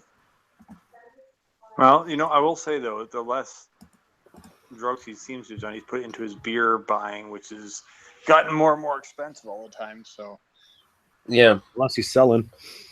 So maybe too. He seems to have That's kicked true. the cocaine habit, apparently. But I've heard supposedly his parents are fairly well off and they basically support him. seems that way because I think he works for his dad as like a courier or some bullshit. And I have no idea. It just was somebody. He's kind of like Jesse Pinkman on Breaking Bad. Rich dad. Once he got into the meth business, You mean he sells this shit, but he ends up smoking half of it? P.A. Bruno's in the comments, by the way. I hope you are not talking about anything interesting for Cthulhu's sake. No, nothing's going on that's interesting in this chat, Paul. And he says, I am anti all monotheistic religion, which just came out of nowhere. But I gave him the link he must anyway. be watching from the beginning. Yeah, he must be. I gave you the link if you want to jump into the chat there, everybody Paul. knows that polytheistic is the way to go. Well, the Norse would agree with you, and the Norse religion is one of the ones that I subscribe to more than any other, being an atheist. Hail Odin. Just not so much Hail Odin, just that the whole religion was based around your gods are going to die. Your gods are not infallible; they're actually going to die sometime soon, and you are all going to die and become warriors and fight with them and die. Everyone is doomed. That is the Norse religion. But they weren't mortal. They weren't immortal. Yeah, that's the thing. The Norse religion was based around the fact that everyone is fucking doomed. It's very fatalistic. Everyone's going to die, and when you go up to meet your gods in Valhalla, eventually you're going to fight with them and die as well because they're all going to fucking die in Ragnarok, which is kind of cool. It's much more kind of realistic kind of. Ragnarok sounds like a metal concert. Yeah, well, I'm sure there has been a metal concert called Ragnarok at some point. I mean, probably hosted by the Alcohol Holocaust at some point. Yeah, stands the reason. Yeah, but I mean, yeah, that's probably the most interesting religion out of all of them, though. All the polytheistic ones, anyway, because you have the whole end of the world scenario built right into it, where eventually your gods are going to die. I like whichever religion supports wife swapping. I think the Norse kind of culture was kind of into that to some degree, if I'm not mistaken. That's why Daniel Harper looks like a Viking. He does look like a Viking. So you'd like Not so much right now. He actually cut off his beard quite a bit. He had the big manly beard for a while, but he trimmed it back, unfortunately. I would have thought you'd go for something with polygamy, Greg. That's all the same shit. Polygamy is all good. Wife swapping is all good. It's all good. Right, Stuart? Yeah. It's like, yeah, you got a wife at home, but it's like Blockbuster. You can go out and rent one. Paul says, by the way, plus I hate all ethnic people. All of them, you can't take them out. You got to blow them and blow their asses, apparently. Wow. And then he says, I am a limp-wristed Viking with feelings. Wow, poor guy. I want to cry for him. Yeah. Don't cry for me, Argentina. Oh God. Chris Peters. Don't cry for me, Argentina. Yeah. Whoever thought putting Madonna on screen was a fucking moron. She's not a good actress at all. No, she is not. She basically just did a series of bad films, and then people finally was like, okay, we're not putting this bitch on screen anymore. But wait, do you think she's still tight like a virgin? She does a lot of yoga, so she might be. A lot of Kegel exercises. And plus, if you follow Reservoir Dogs like a virgin, Hey, Paul. that song is all about getting such a big dick that you feel like a virgin again. Mm-hmm. You need to mention virgins. Yeah. And Paul joins in. There it goes. Hey, Paul's tight like a virgin too, I've heard. He re-virginized. How you doing, Paul? How are you doing, sir? And what are you drinking? I'm doing okay, and I'm making coffee. Oh, you're coffee, work. And then yes, Infused coffee. I gotta. Oh my god, I'm killing myself. Oh my god, Up of your dick. I don't know. not working. Oh, Just Okay. By the way, Paul, if you want to join in for the podcast on Saturday, I will be sending you 2 links very soon. okay. I'm surprised this camera still fucking works because I smashed the shit out of this thing. No, it's working good. Uh-huh. Don't know how. Well, anyway, I got a new smartphone from work too, so I can put. Ooh. Yeah, so I can smash this one up and they can replace it. Yeah. So it's good. You guys having like fucking hate on somebody or what? Something? We're hating on everyone. We were kind of doing that off and on, but you know. Paul, how do you feel about fucking a midget? I want to fuck Twidget the midget so hard right now that I have an awkward boner at work. Thank you. Okay. Because there are some people that said they would only fuck a girl over a certain height. Now, I just think that's discriminatory. I'm good with 2 feet to 12 feet. I'm good. Yeah, why not? It's not so much discrimination as far as being under a certain fucking height. It's just whether their forehead is elongated like a fucking space alien. I don't see their forehead when I'm fucking them in the ass. Well, okay, you make a good point. Yeah. And then again, I'm incredibly attracted to Christina Ricci, who has a massive forehead. So she's got a huge forehead, yeah. So I shouldn't really talk, should I? No. Well, she also has fantastic bosoms. Well, she used to. She had a breast reduction, which is sad. Plus, they have movie magic. There's movie magically. You might meet her in real life, and she's like 3'7". Yeah, and I would be into that because Christina Ricci is fucking amazing. So yeah. There you go. Yeah. Yeah, I was happy. I was watching Silver Bullet again, and I'm like, God, that looks like Wooly.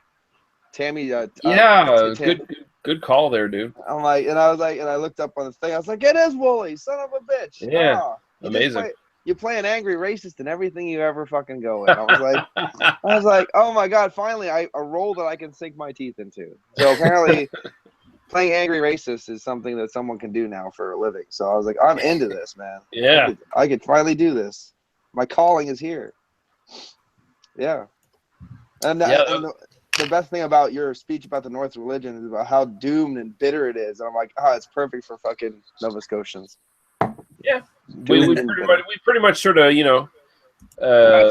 kind of sort of. You are Vinland. You are Vinland. Yeah, we're close, Scottish, Celtic, fucking Vikings kind of invaded and raped all the women and put their genes in there. So, you know, that stuff's all going on. Put their jeans on? What? Oh.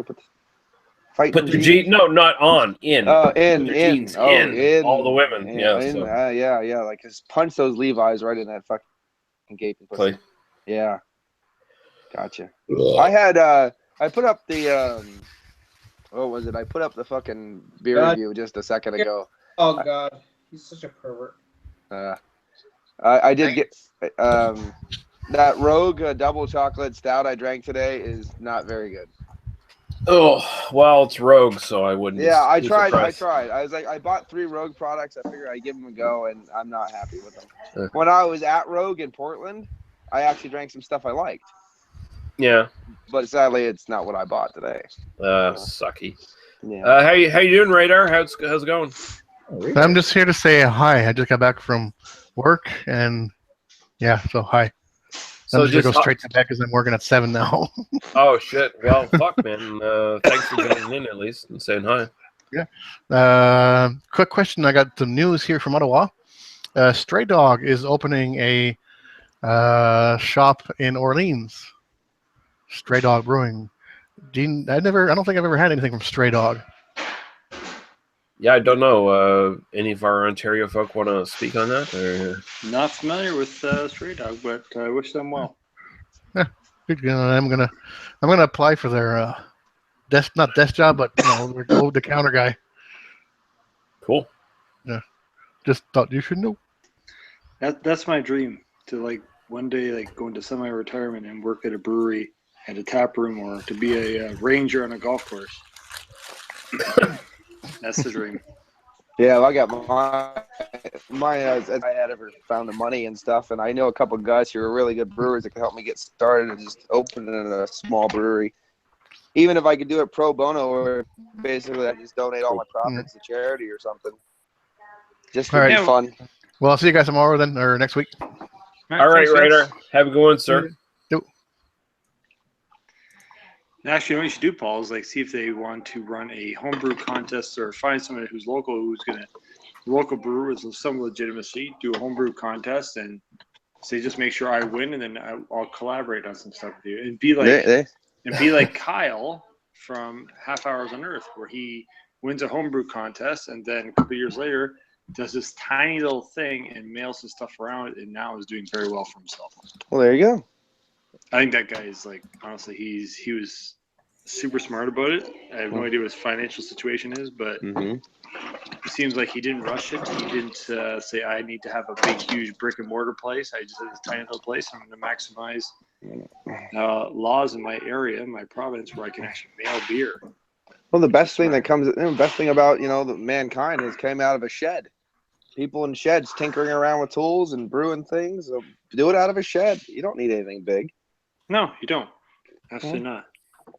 I'd like to get a shed or something more sexy, something a little bit more classy than, Greg's Peekaboo Uncle's fucking back shed where he touched him a lot. A little bit classier than that, but pretty classy, but pretty rustic.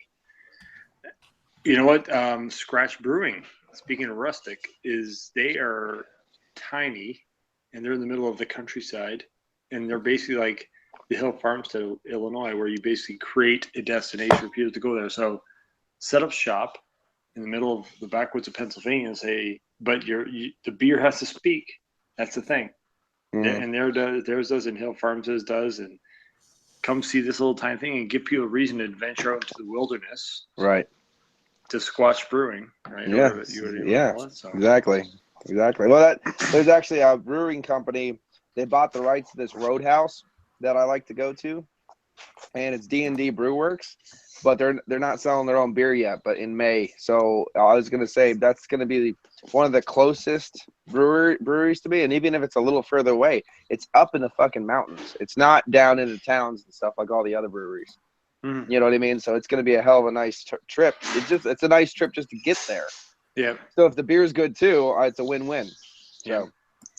Yeah, if they're making good beer, as long as they have the energy and the channels to get kegs out, right? To get their stuff out there.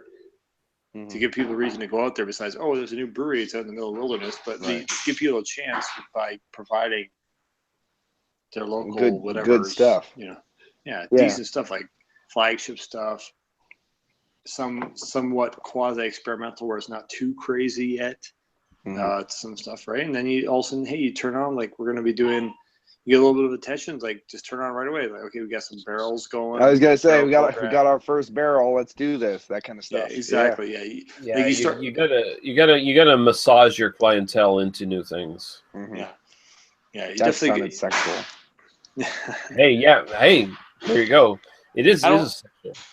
You have to condition them. It's not massaging. You have to condition them. Okay. Well, if you want to be clinical about it, yeah.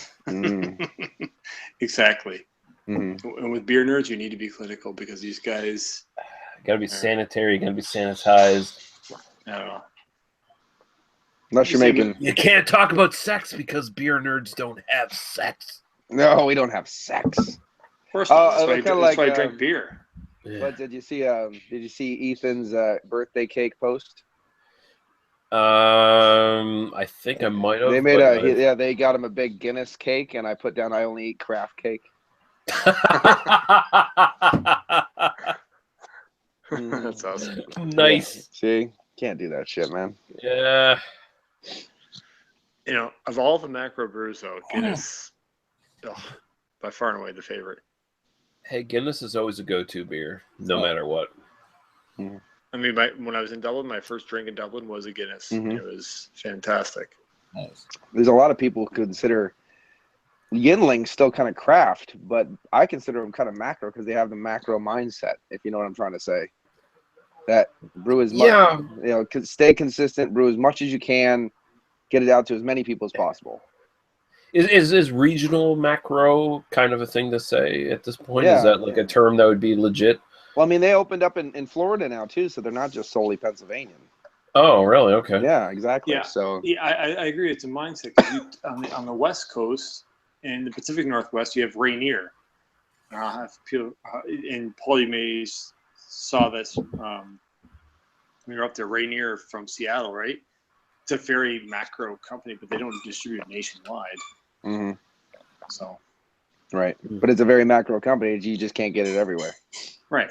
It's basically it's produced with the lowest sort of grade of grain / corn, and with a generic yeast strain for consistency across every batch. Right. That's their shooting. Yeah, because I've never had Yingling, but I don't know. Jord, have you ever had Yingling anything? I've had Yingling many times, and it's wonderful, actually. Yeah, okay, but everybody loves it, and out of all the macro lagers, it's the best. Oh, by far. Okay, but the thing is, it's still like most macro lagers are in the 1 to 2 out of 10 range. Right. Yinling is a 5. It's not good. It's not bad. It's a 5. You know what I mean? Right in the middle, right? Yeah. But Jord, would you say like would it be a comparable brewery to something like Moosehead, maybe? It's better than Moosehead. Oh, it's far better than Moosehead. Moosehead. But far better than Moosehead. But I mean, garbage. But I mean, as like a kind of a regional. Oh yeah. Well, yeah. Macro brewery kind of idea. Mm-hmm. To me, England. Okay, the beer itself is very. It's a craft lager. I know they're not considered technically, maybe not. Paul's the craft definition is interesting, but it's a lager versus let's just say another standard like a Sam Adams Boston lager. I will take a Sam Adams, but I would take a Yingling over say a Sierra Nevada Pale Ale. Yeah, I would too actually because I don't really like that. Sort of to me, the Sierra Nevada Pale Ale and the Sam Adams Boston lager, very different beers, but they're in the same sort of genre in terms of how much they get produced, how well known they are. They're sort of the godfathers of craft, but I'd say I would take the Yingling over the Pale Ale versus Yingling also is a lot better on draft than it is in the bottles and stuff like that. It's actually a little bit better for some reason on draft. Maybe the cans are a little bit better too because you get that freshness. But I'll send you a Yingling. I can do that. I can get them in quart bottles. I'll send you a 40. Send you a 40 a Yingling. Well, when I do send you that Fuller's vintage there, Paul, Send me Yingling back. That'd be good. That is the best trade ever. Well, No, actually, that would be a great trade for me because I've never tried Yingling, so that'd I was be really actually- fun. I was actually just speaking to someone's murdering a poodle. I was actually just speaking to somebody at work. Guess what that is. I Guess have what no that idea. is. That's right. It's a squeaky toy of a dog, is what I'm assuming. No, it's a squeaky toy killing a dog right now. Okay, cool. Okay. I actually, my friend just got back from Illinois, and my other friend got back from Michigan, and they were saying about how people there love the Inling, but they can't get it. And I was like, I need to contact these people because I will send me 6 great beers, and I will send you a case of Inling. Like, just go out, pick 6 great beers in your local area, and I will send you a case of Yinling. That is a fair trade, in my opinion. But yeah, by the way, there, Paul, give me your later on. Give me your address on. Facebook. I'll do it right now. All right, so I can send you that. Send me some nudes too. I might do it. Good. I'm very lonely. You need to get on farmersonly.com. I heard there's a black metal one now too. There's a black metal fucking dating site. I'm like, Chris Peters is on it. He told me about it. Chris Peters is the CEO. Yeah. the only thing he's wearing is face paint, and that's it. Anything that blocks his fat troll face is a good thing, right? Like entrepreneurs. Can you imagine? There's a header in there for Entrepreneur Power Hour, like advertising. It's like entrepreneurs mingle for entrepreneurs that want to meet other entrepreneurs. Mm-hmm. I want to see Chris Peters' dating video. His interview. Love to see that. This is the next layer. You create a Tinder profile for him. You create a Grindr profile for him. Grindr profile. Well, he says he has a girlfriend, so I don't know if he'd even go with that anyway. That's what he says. Yeah, exactly. Because he did review the Aurora Heart, and he was like, this is a perfect Valentine's Day gift, and I bought one for my girlfriend, which is pretty funny. All right, Paul, I'll have that sent out to you in the next week and a half or so. Okay, fine by me. I can only imagine Chris Peters having a girlfriend. It's like Jaws on Moonraker having a girlfriend. Yeah, well, hey, Jaws' girlfriend in Moonraker would be a woman I'd want to date. Fuck that, man. Nerd chick, big boobs. Yeah, I was gonna say, bad guys, they get good. They get the hot chicks. The bad guys get all the hot chicks. So. Girls like bad boys. Mm-hmm, that's right. Channel DMX here. Yeah, even Dr. Evil got a lady after a while. Really? Yeah. Well, Frau, what's her name? Well, Frau, what's her name? Yeah, but she was also the mother of her son. Yeah. So he had her. Scott!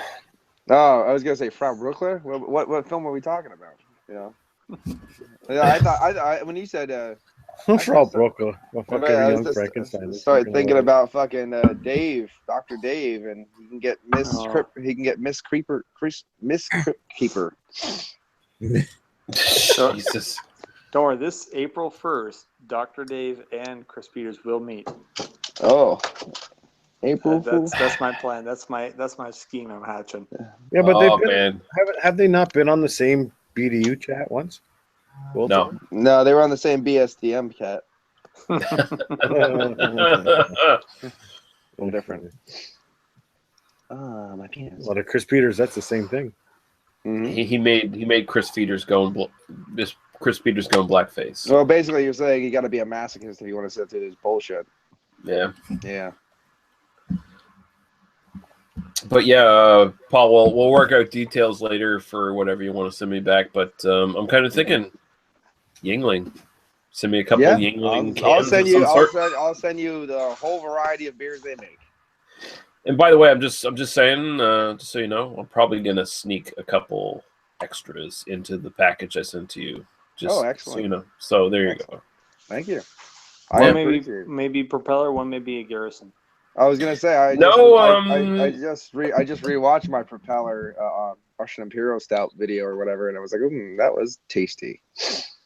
Well, I could probably throw another one of those in there because they're abundant here, but I'm kind of thinking I will probably sneak a couple extra cans into your package because they're much more lightweight, and there's a lot of really awesome canned shit here now. So, and I like that. I mean, I love the can boom. The can boom's great. Yeah. Is 10 penny still readily available in Nova Scotia? No, it is not, sadly.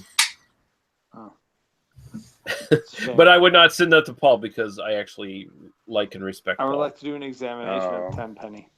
I still got to get kokanee. I still got to find a kokanee. Oh my I don't even know if 10 penny exists anymore.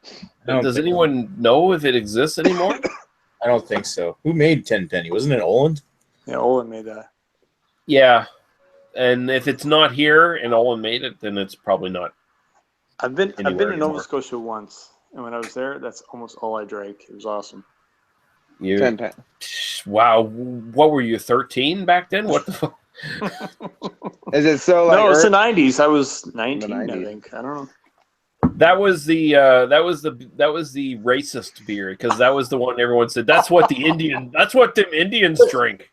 that was the racist beer in Nova Scotia. That was 10 pennies for the Indians. So they get done working on the bridges and come down and drink some fucking 10 penny.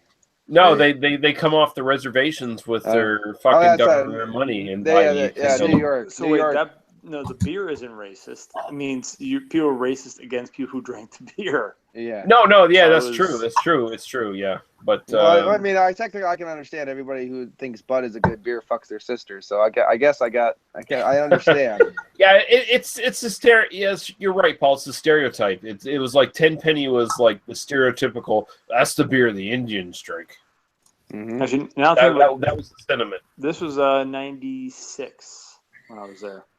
Yeah, it was still around then. Like I think it kind of disappeared. Like maybe 1 or 2 years after that, it kind of just vanished. So, and I mean, I was drinking it all over town, like down by the because I have your old docks and places, up in Pizza Corner and all these other places. They're everywhere. Why were you drinking at that age? You were what, like 35 then? What? No, I was 47, and okay. I was doing a graduate program at the University of Windsor, and we happened to be out there for a field trip. So, yeah.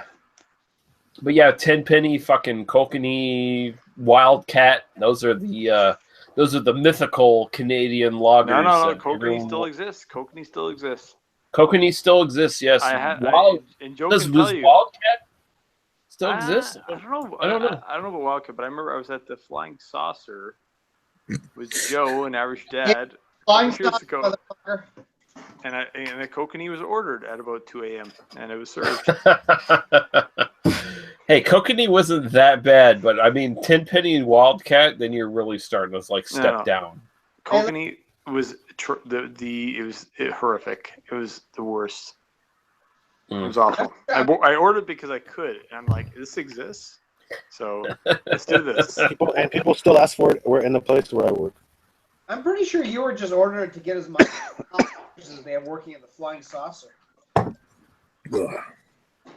Well, next time it's gonna BYOB, and I'll have them pour my own into a glass, and then that's what they do that. I know they do that. Exactly. I'm gonna do that. Yeah. That is really supreme full service right there. If a restaurant will pour the beer you bring to it. Yeah. And you know what? If I went to a restaurant that did that, I would tip that fucking waitress even more money. I know. It'd be a corkage fee. I'd give her her legitimate corkage fee. Exactly. I mean, like, I'm not buying your beer that you serve here. I'm bringing my own beer, but I'm still buying your breakfast or whatever, and your service is appreciated. Yeah, I mean, I was too drunk to really know, but I think she might have wanted more than a tip from me, and I would have gave it to her too if I could see straight. Whoa. Listen, our bill was probably less than $60, and she probably pocketed like 120. Like, she got a ridiculous tip. Well, Oh, well, there you go. I think There you I go. think I ate 3 meals that night. Yeah, you probably did. Well, I mean, I think my Nice. double burger or whatever cost like $9 or $10, and I'm pretty sure I put down a 20. So Yeah. Wow. Baller. When You know I can't understand what money is when I get drunk, so I know I just put it in my Oh, yeah. pocket. I just emptied it on the table. I'm like, yeah. You know what? I move- I feel like there's a reason like why I like all you gentlemen. That it's not just a Yeah. it's just not an unsurfaced pre-functionary thing. It's like, yeah, everyone speaks up and talks about how much they would tip a waitress. You know, I like that. I really do like that because I totally subscribe to the idea of tipping people who serve you. And the biggest tip I ever did was $50 for 1 cup of coffee because I really wanted to bang the living shit out of the waitress. And hey, that's respectable. That is totally understandable and respectable, and I totally get behind that. And you know, the service Yours like I do that every day. Oh yeah, it's the standard operating procedure, son. Except he actually gets some. No. See, I have the Mr. Pink approach. Fuck all that. Yeah, well, Mr. Pink's a fucking asshole, and unfortunately, he's the only asshole who survives the fucking movie because he's an asshole. See, on the other end of the spectrum is I'm an asshole. I was with 2 of my female friends. This a few months back, and they were being very rowdy. They were very drunk, and they were making out and doing all sorts of stuff. And people complained, and the waitress just came by with our bill, said, "You guys got to pay the bill and leave."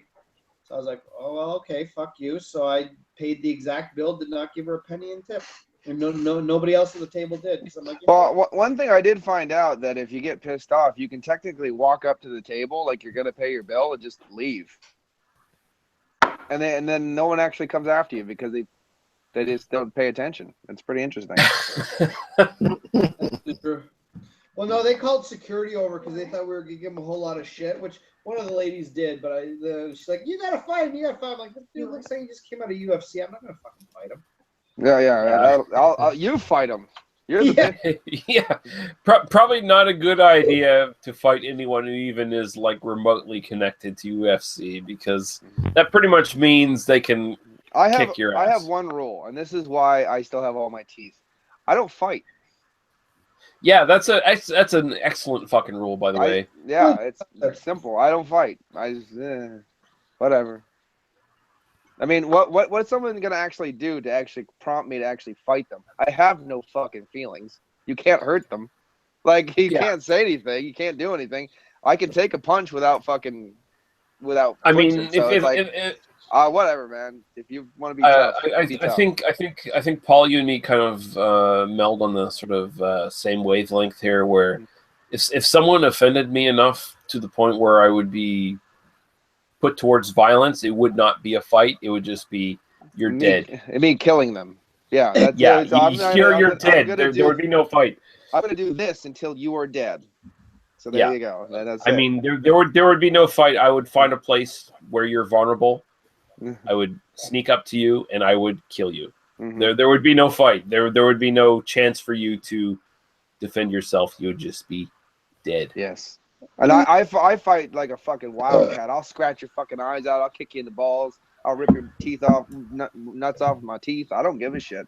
I'll pull your hair. I fight like a crazy Harlem bitch. Well, there's no actual rules in fighting. Anyone who says there is dirty fighting is a person who has never fought in their life. The dirty fighting is the shit that makes you win.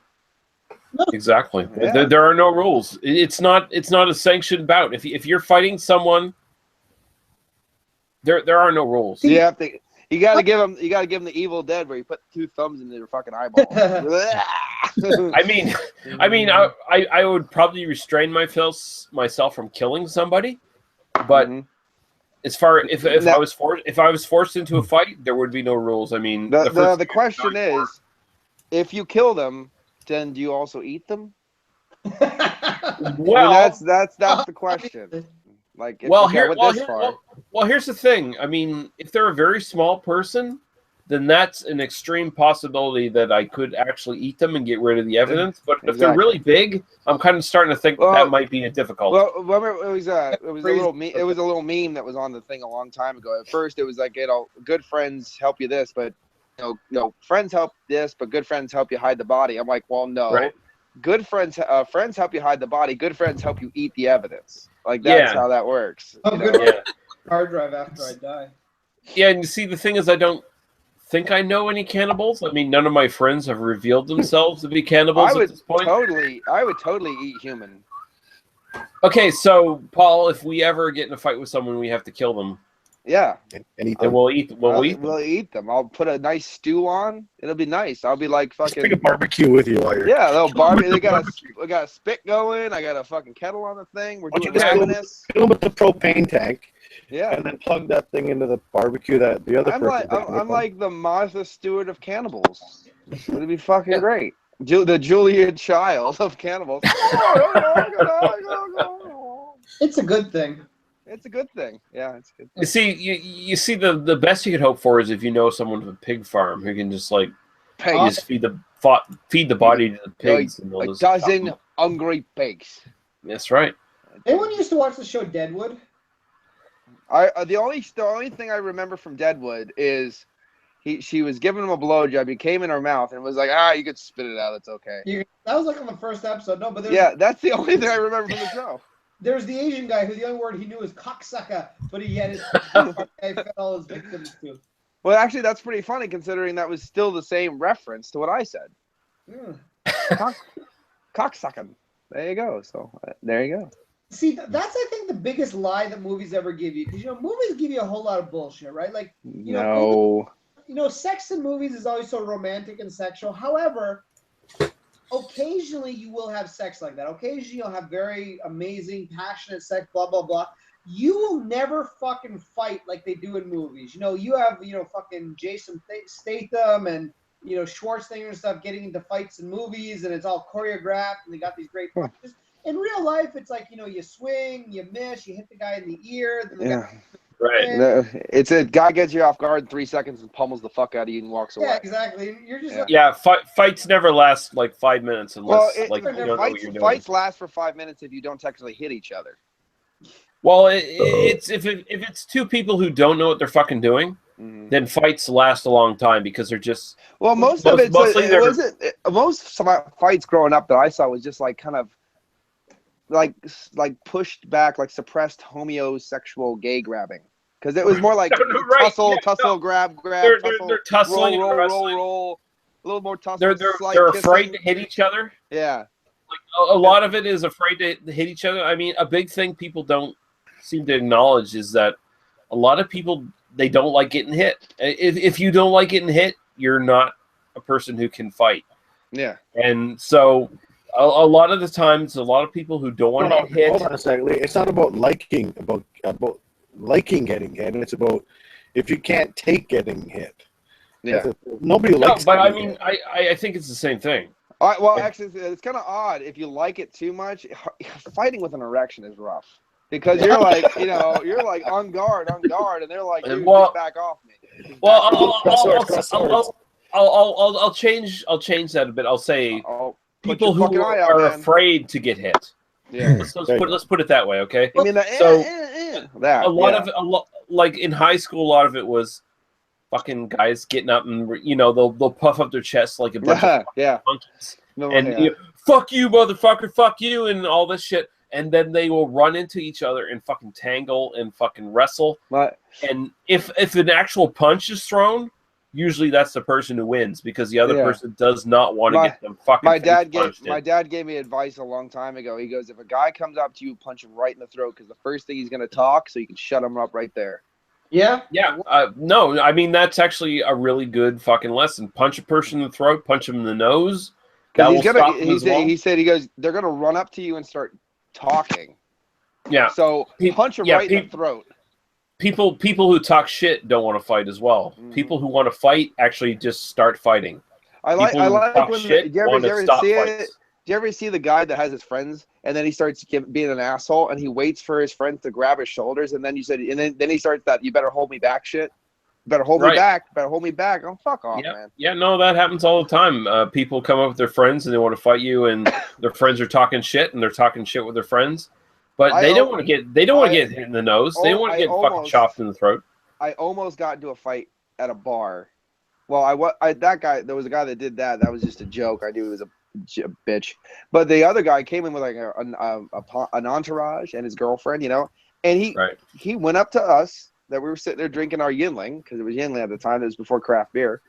He picked it up and started drinking out of our pitcher. And we're like, hey, what the fuck, man? He goes, hey, we're all buddies here, aren't we? And I'm like, we're not fucking now. And I stood up. I'm like, what the fuck, you know? And then the little tiny bartender got between us and yelled at the guy, pitcher down now. Like, he's oh, come on. Like, it was pretty funny, though. And then his girlfriend came up and said, I'm sorry, he's just being an asshole, and gave us money and bought our new pitcher and everything like that because we got a free one anyway. And I'm like, you don't need to be with that asshole. You can come fucking sit on my dick if you want. Yeah, you know, come here, baby. You know, you don't need to be with that asshole. Classy. You know, that was just so you know, baby. If you ever come to the bar with me, we're not gonna like try to intrude on other people's fucking pitchers of beer. We'll buy our own beer. We'll buy our own goddamn beer. So I was like, we got 2 free pitchers of beer out of it, and I got, you know, I got some blood flowing through me a little bit more than normal, so that's good. There you go. Yeah, there you go. But yeah, I mean, most of the goddamn time, people who try to start fights don't actually want to fight. They just want to fucking intimidate somebody and push them down. Well, it's the mock gestures of animals. I mean, that's what they do. No, it's very much chimpanzees. Mm-hmm. Fucking, you know, flailing their arms with fucking bone clubs in their hands. It's very much like the same bullshit. Mm-hmm. So I mean, it's a little bit lower level than I'm normally at, but you know, it's but I mean, you punch someone square in the fucking nose, unless they're actually tough. Yeah, they're not going to fight you. They're not going to fight you. They're done. Yeah. What's that? Who throws a shoe? Really? Yeah. Someone who throws a shoe, baby. I'll make you want it, baby. Who throws a shoe? I'll make you Randy. Throws a shoe, baby. Oh my god. How does that feel, baby? Oh no. Are you for real? Have you just thrown a shoe at me? See that? Now that is how I think about people fighting. Yeah. Now I do like watching. I do watch some of that BJW stuff and stuff where they actually have razor blades all over the floor and they beat the fuck out of each other, so they're bloody messes. But they're not beating the fuck out of each other. They're throwing each other into giant barbed wire, razor wire messes and making each other human, human chip beef. I like watching that. That's pretty fun. But I don't like watching the CZW, the backyard American wrestling with all that stuff, because it just seems that it gives that air of my mom and dad didn't love me very much and we're probably related. And it has that kind of thing. But the Japanese seemingly know how to do the wrestling stuff like that, but still have the pageantry of wrestling mixed into it. Well, they treat it like an actual sport. Well, with a little bit more respect and honor, you know that's right. You can see it. Yeah, you can see it, baby. Yeah, you want Mikey Randy? I mean, they actually treat it to a sort of a realistic degree where, you know, it's actually fucking athletes competing in the sport. They actually sort of present it that way, so you can actually buy into it and believe it. Right, and they even blend the styles, so you even get strongman styles with that kind of stuff too. So it's interesting. Yeah. Hey, don't legitimize AJ Styles now. Come on. I will totally legit AJ Styles because he's the best fucking wrestler in the world right now. Oh, such a bandwagon hopper with it. Oh, he wrestled in Japan, and so I'm not even a big fan of his, but I will totally admit he's bar none the best pro wrestler. Well, I'm very happy to know I don't know who he is. There you go. You're talking about sports right now because I'm not paying attention. Talking about sports entertainment. It's not the same. Sport. That's sorry, yeah, you're right. No, it's pro wrestling. It's not sports entertainment. Get it right. God damn it. Don't give me this fucking sports entertainment bullshit. Sports Illustrated? Swimsuit issue? Yeah. You know, that was you give me that all any day, all day. Yeah. Kathy Ireland. Good old Kathy Ireland. Yeah, Kathy Ireland. Yeah. I mean, but at the same time, women don't do anything for me unless they're completely stark ass naked. I don't know why. Yeah, I kind of feel the same way. Like I'm well, no, I'm not gonna say they don't do anything for me, but does this sound like a good time to whip your dick out? Boobs don't do anything for me unless I see a nipple. You know what I mean? That kind of thing. You know, Well, it's you like, got listen to me. I will tell you from my experience It's Greg's turn. at adult. No, I'll tell you from my experience at adult establishments who, without too many details, at least when we're online, I much respect the women who are happy walking around naked and aren't afraid to show off their flaws or whatever you want to call them, versus women that have to cover up all their stuff. And it's like, no, you know, it's yeah, like, I like. it's like, come I on, like just it. show me what you got. It's like, guess what? I got a gut. I'm not the most attractive guy in the world. I'm but one you of know those what? guys that I need a lot of meat on a woman, and I think stretch marks are sexy, so we're good to go. I'll tell you, I'm not a huge fan of the C-section scar, but I'll take it. If you have to, if you I have have to, to. you know, it's just another place to aim. You know what I mean? So whatever. Well, why not? See, listen, you guys have me on Kathy Ireland circa '92, and you're ruining things for me right now. I had all the posters and all the calendars of Kathy Ireland. By the way, Brad's in the chat. He In the says, background or what? Bruce under review says, my uncle is a second-degree black belt that taught all CPD, and the first thing he taught me as a lad was the eye gouge. Yep. Wait. Is the Bruce under review sighting? Yeah. This is My uncle Bruce under review. He appeared all of a sudden. We were talking about him tonight. And Brad's a fucking powerhouse. And then, I mean, you know, that just echoes back to that classic fucking rock song by the Novas called The Crusher. I still love Brad's gay men of the motorcycle club picture that he has. It's a very calendar, you know. Because why not? To quote the Crusher in the Novas song, do the eye gouge. Yeah. Oh, I'm sorry. Do the eye gouge, you turkey neck. What, are you saying that crane move in the Karate Kid doesn't actually work? A biker. It works if the guy stands still and lets you take it. Oh wow, what are we talking about? I just had a gay biker fucking calendar talk, and he said to stand there and let him take it. I'm like, okay, what have we? I missed. Yeah. I missed something. Hey, Mr. Miyagi was a perverted motherfucker. Oh yeah. Oh come, Mr. Miyagi will take care of you. Wax on, wax off, Daniel. Pat Marina. Wax on, wax off. Especially when he did that new Karate Kid movie where he was training the chick. Yeah, he really got into it then. Oh yeah, Daniel, spread your butt cheek. My name's not Daniel. I don't care. No. The weirdest part was when he accidentally walked in on her changing and saw her in a bra, and he's like, I'm sorry, Mr. Daniel and I, we always see each other naked. It's okay. It's weird with you because you got bosoms. Oh, sorry, too early. Sorry. Oh, sorry. Wait. Is that legit? That actually happened in that movie? Because I never saw it. In the movie. Yeah, it's not an exact quote, but it kind of more or less happened. He's putting two in Greg's own little way. He's putting two scenes together to make it a weird scene.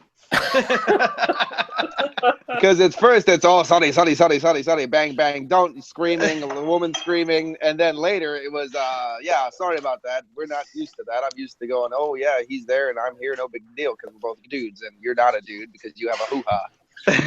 Mr. Miyagi, in this day and age, no one would let you teach your kids do anything. In this day and age, Mr. Miyagi would never exist. In this day and age, Mr. Miyagi is dead. Miyagi's gambling at the casino. I was gonna say, are they allowed to make movies like The Karate Kid anymore because of someone's feelings might get butthurt or something? Yeah, probably, pretty much. Well, they remade it. Will Smith and his kid remade that fucking film. Yeah, guess what? They don't have karate in China. Yeah. It's kung fu. People kind of forget that all, karate is a Japanese thing. Not Chinese, you racist fuck. I know. It doesn't matter. That fucking Will Smith kid's fucking goddamn film was garbage. With Jackie Chan. I was gonna say in the remake, for some reason that they had to make, even though I love Jackie Chan, I just can't stand the movie. They went to China. Oh, I'm sorry. And the Chinese guy caught karate. I'm like, what? Yeah, the karate. fuck? Yeah, karate. That big thing everyone in China loves. Yeah, because I don't know. Did he have any bonsai trees around, or because wax on, wax off. The Chinese are not exactly, even to this day, not too keen on the Japanese. I'm surprised that he didn't have a fucking whole room full of Japanese, like old Japanese pictures of all the guys having Hitler mustaches. Because that's what the Chinese, really. that's what Really. the Chinese people used to do in their fucking films. Every Japanese guy Exactly. had a Hitler mustache. I remember watching them. Yeah. Yeah, they didn't Yeah. fucking, they glanced over that part. Yeah, the Koreans and the Chinese were so totally anti-Japanese in their films. Yeah. Which is kind of understandable to a certain degree because the Japanese invaded the fuck out of both of them for a lot of years. Yeah. But I mean, still, pretty non-subtle racism in those films. Well, pretty awesome. It was pretty good. I liked it. No, I mean it's funny. Like Yeah. Streets of Fire, Mhm. where one of the main villains is this like Hitler mustache Japanese guy who says, and the Chinese hero says, fuck all Japanese. If you're Japanese, you're pigs and you deserve to die. Basically, It's like, Yeah. okay. It was pretty interesting. And then this I'm over here being an American going, you're all fucking slant-eyed bastards to me. I'll kill you all. Fuck off. You slanty-eyed little son of a bitches. Y'all got hot girls. I'll kill you all the guys. Yeah, that's right. Get to the women. Get to those women, baby. Fucking wreck them up. Like it. Get them women up there, baby. Yep. Give me some. Give me some of them Oriental babes. Oh, some submissive baby that like to do Submissive Oriental babes. Jump on Justin Rhodes' dick, baby. That's right. We put some squids in there, some scat porn. I like That's right. Yeah, scat porn. Dustin Rhodes likes a scat porn, baby. it. You know he would. Dude. He'd like it. That's right. Dustin Rhodes all in the scat porn, baby. you throwing it down, baby. You can do the Oriental, the mysterious Oriental babes, baby. Yep. Cat porn, I got it on. Yeah, I got a couple porns. It was like Orientals, and then the other one was Japanese. Paul, I didn't know you enjoyed porn. Japanese on your knees, baby. Never suspected that Paul likes the porn, baby. I've only watched it once, but it was pretty good. I was thinking of looking at porn one time, but I thought it might be disrespectful to women, so I didn't. Well, I remember that Jesus watches me masturbate, so I stopped. Oh, okay. Because totally understandable. Totally understandable. I'm glad that you guys have limits, that you put them out there. Pedophile. Yeah. The weird thing is, you keep sending me a lot of weird videos. I'm afraid to open them. Is he in these videos? It just says there's a lot of beard cuddling, and I don't know what that means. Oh, that sounds really scratchy. All I know is that Agnes takes them into the bedroom and won't come out of them for like an hour. I want to grow out my beard like I had it before, but I realized it was like 3 fucking years, and I don't have that patience anymore. Yeah, it takes a dedication. Yeah, and I was like, I don't know if I have that patience anymore. See, I'll find some women love the beard. Other women are just can't stand it. Well, it's like this. If you love the beard, you're good. If you don't like the beard, your opinion doesn't matter. Well, actually, well, technically speaking, that's most women. Their opinions don't fucking matter anyway. So I mean, that's pretty much. Some love the beard. They hate the mustache. Well, They all the beard, hate the the beard mustache, should don't really they? be They the hate beard the should really mustache. be an extension of your personality. Mm-hmm. Yeah, So- mine was really stinky and dirty. So that was an extension of me. I have no beard, so what does that say about me? That you're not a man. That you are a sad, naked little boy. They have no personality. Well, you got the naked part, right?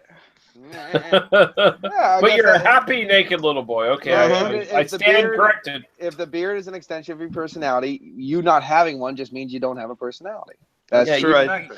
I am a robot. No, I you am- have no, you have you no are a extension. That's what it is. Ro- You are ro- a Buddha robot. Actually, I can't even say you're a Buddha anymore because you lost so much weight, Greg. Oh, thank you. Getting So down, you're- he's getting out of his wedding weight. So you're That's kind of you're kind of a cancerous. You're a cancerous Buddha.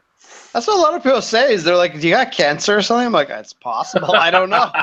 I don't know what I have going on inside." That's the worst fucking thing that anyone ever says to anyone losing weight. Are you dying?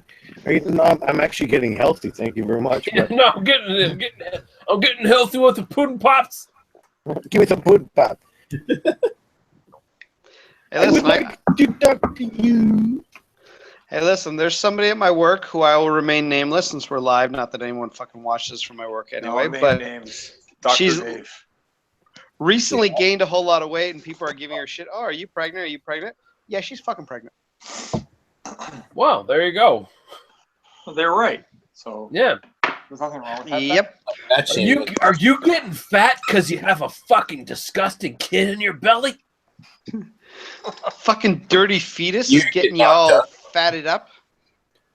Are you engaged in fucking reprociation? Oh my God, we offended Paul. Do you understand what we've just accomplished here? I don't think Paul got offended. I don't think we did. I think he just got cut off. He probably had to do something. Pregnancy fat humor offends Paul. It might, but I would totally vote against that idea. I think he just got cut off because he either A, had to actually do something at work, which is kind of rare, I will admit that, or B, he just got cut off because of internet issues. Now I'm going to give people tips for if you have a bit of a cold like I do. I had an Apocalypse Later Imperial double black IPA, whatever the fuck you call it. I couldn't taste much of it at all. Like I won't even untap this shit because I couldn't really taste it. This Isla Scotch I'm having right now, I can fucking taste it. Oh yeah, so If you have do not matter. Isla Scotch. I totally agree, and fucking yeah. You want to break your cold? Fuck chicken soup. Just drink a lot of water and drink a lot of fucking Isla Scotch, and you will fucking break your taste buds back into submission. They will fucking say, "Hell yeah, we're still drinking stuff and we're tasting stuff, and your cold is a bitch." And we're there's no running away from this shit. And this isn't even a true Isla. This is like this is a Johnny Walker Island Green Blend, which is a blend of Isla, but does not have all Isla in it. It still has a little bit. That's enough. Well, I think I still have one of those samples that Ardbeg that Ewart sent me. I think one of those out. Which one? The Ardbeg 10? Come on, Nick. Do it. Come on, do it. Throw it in there, bitch. Are you much of an Isla drinker, Nick? Don't listen, Nick. Don't be a fucking asshole like me when like Ewart sent me a bunch of samples and like I took like 2 years to fucking review all of them. Don't be an asshole like that. Fucking just jump into them. Well, I'm not reviewing. Get it on that shit, Nick. Well, even not reviewing, just just do it. Nick, you better review that shit. Come on, Nick, we rely on your opinion for our purchases. No, you don't. Yes, that's I do. True. If you have not given something a high rating, I will not buy it. No, you don't. Okay, I'm gonna mute myself and go take a piss because there's too much bullshit going on right now. No, I need Nick. I need Fuzz to give it a high rating for me to Yeah. Hot Fuzz has to give it a hot rating. I'll tell him I said that. What the fuck's going What's the on? Hot Fuzz doing? So that means I buy nothing that you. Gotta get your whiskey. I'll be right back. I'm gonna get a refill of my whiskey in a second, but for now, I'm just enjoying being in the same room as Nick. No, there's Paul. Hey, Paul Bruners is back. Yeah. Burp. He's back to fuck us up. Yamming. So what kind of bullshit are you talking about, caring about what Nick says? We're talking about Isla Scotch. How do you feel about Isla Scotch, Paul? I like anything. I like Isla Scotch because I like the peaty smoke of Scotch, so I'm fine with that. I haven't had a lot of it. I haven't had a lot of it. I mean, I've had like Lagavulins and Lafroig and stuff, or Lafroig. Yeah, I've had that and Lafroig and Ardbeg, all the good ones. I mean, I like Ardbeg because it's beyond peaty. Ardbeg to me is like smoked beef jerky goodness. Yeah, Ardbeg's pretty hardcore. Ardbeg is it's like sniffing those magic markers. It's brutal. Yeah, but you can't stop doing it. No, you can't. Sorry. Oh, it's so good. You know, I don't even bother buying non-peaty Scotch anymore. Like, I'll enjoy it if I'm out somewhere and that's what they have. You mean like the space side stuff? Yeah, but to me, it's like, well, I can spend $100 on this bottle of, like a duty free. I can get a bottle of 18-year-old Glenfiddich or whatever. But I'm like, well, for the same money, I can get a bottle of, Lagavulin or Lafroig something or Ardbeg. I'm like, I'd rather have that. Well, there's some people that can't stand the peatiness, but for me, the peatiness gives it that kind of authenticity.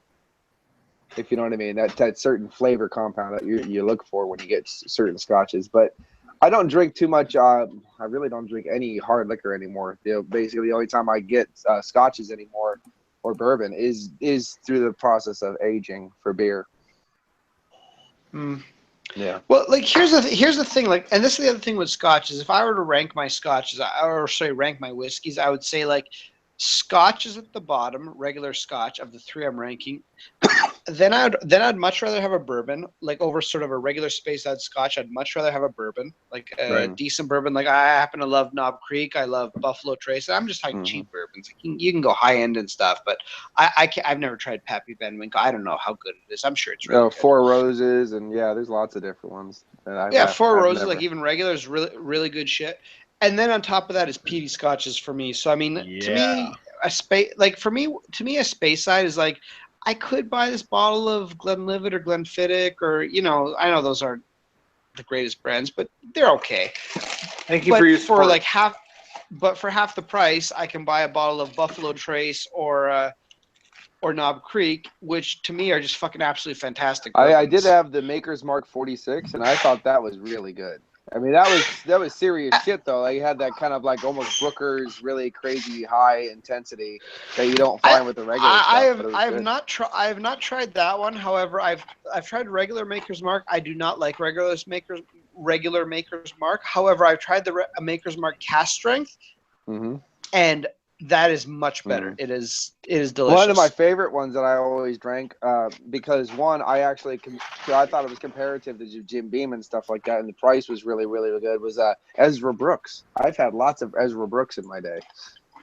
Oh, I haven't tried that one. It was like $10 for a fifth. Or whatever, and I'm like, yeah. So I mean, and then they got the gallon jugs for $20. So I started buying the gallon jugs, and I'm like, and it was actually glass. It wasn't even plastic. It was real glass. Like, to me, my favorite ones are, like I said, Knob Creek. I like Buffalo Trace. I like Eagle Rare. Eagle Rare. I was gonna say Eagle Rare is one of my favorite. Bullet's fun. Eagle Rare is really good. Bullet is fun. Snip of that a few minutes ago.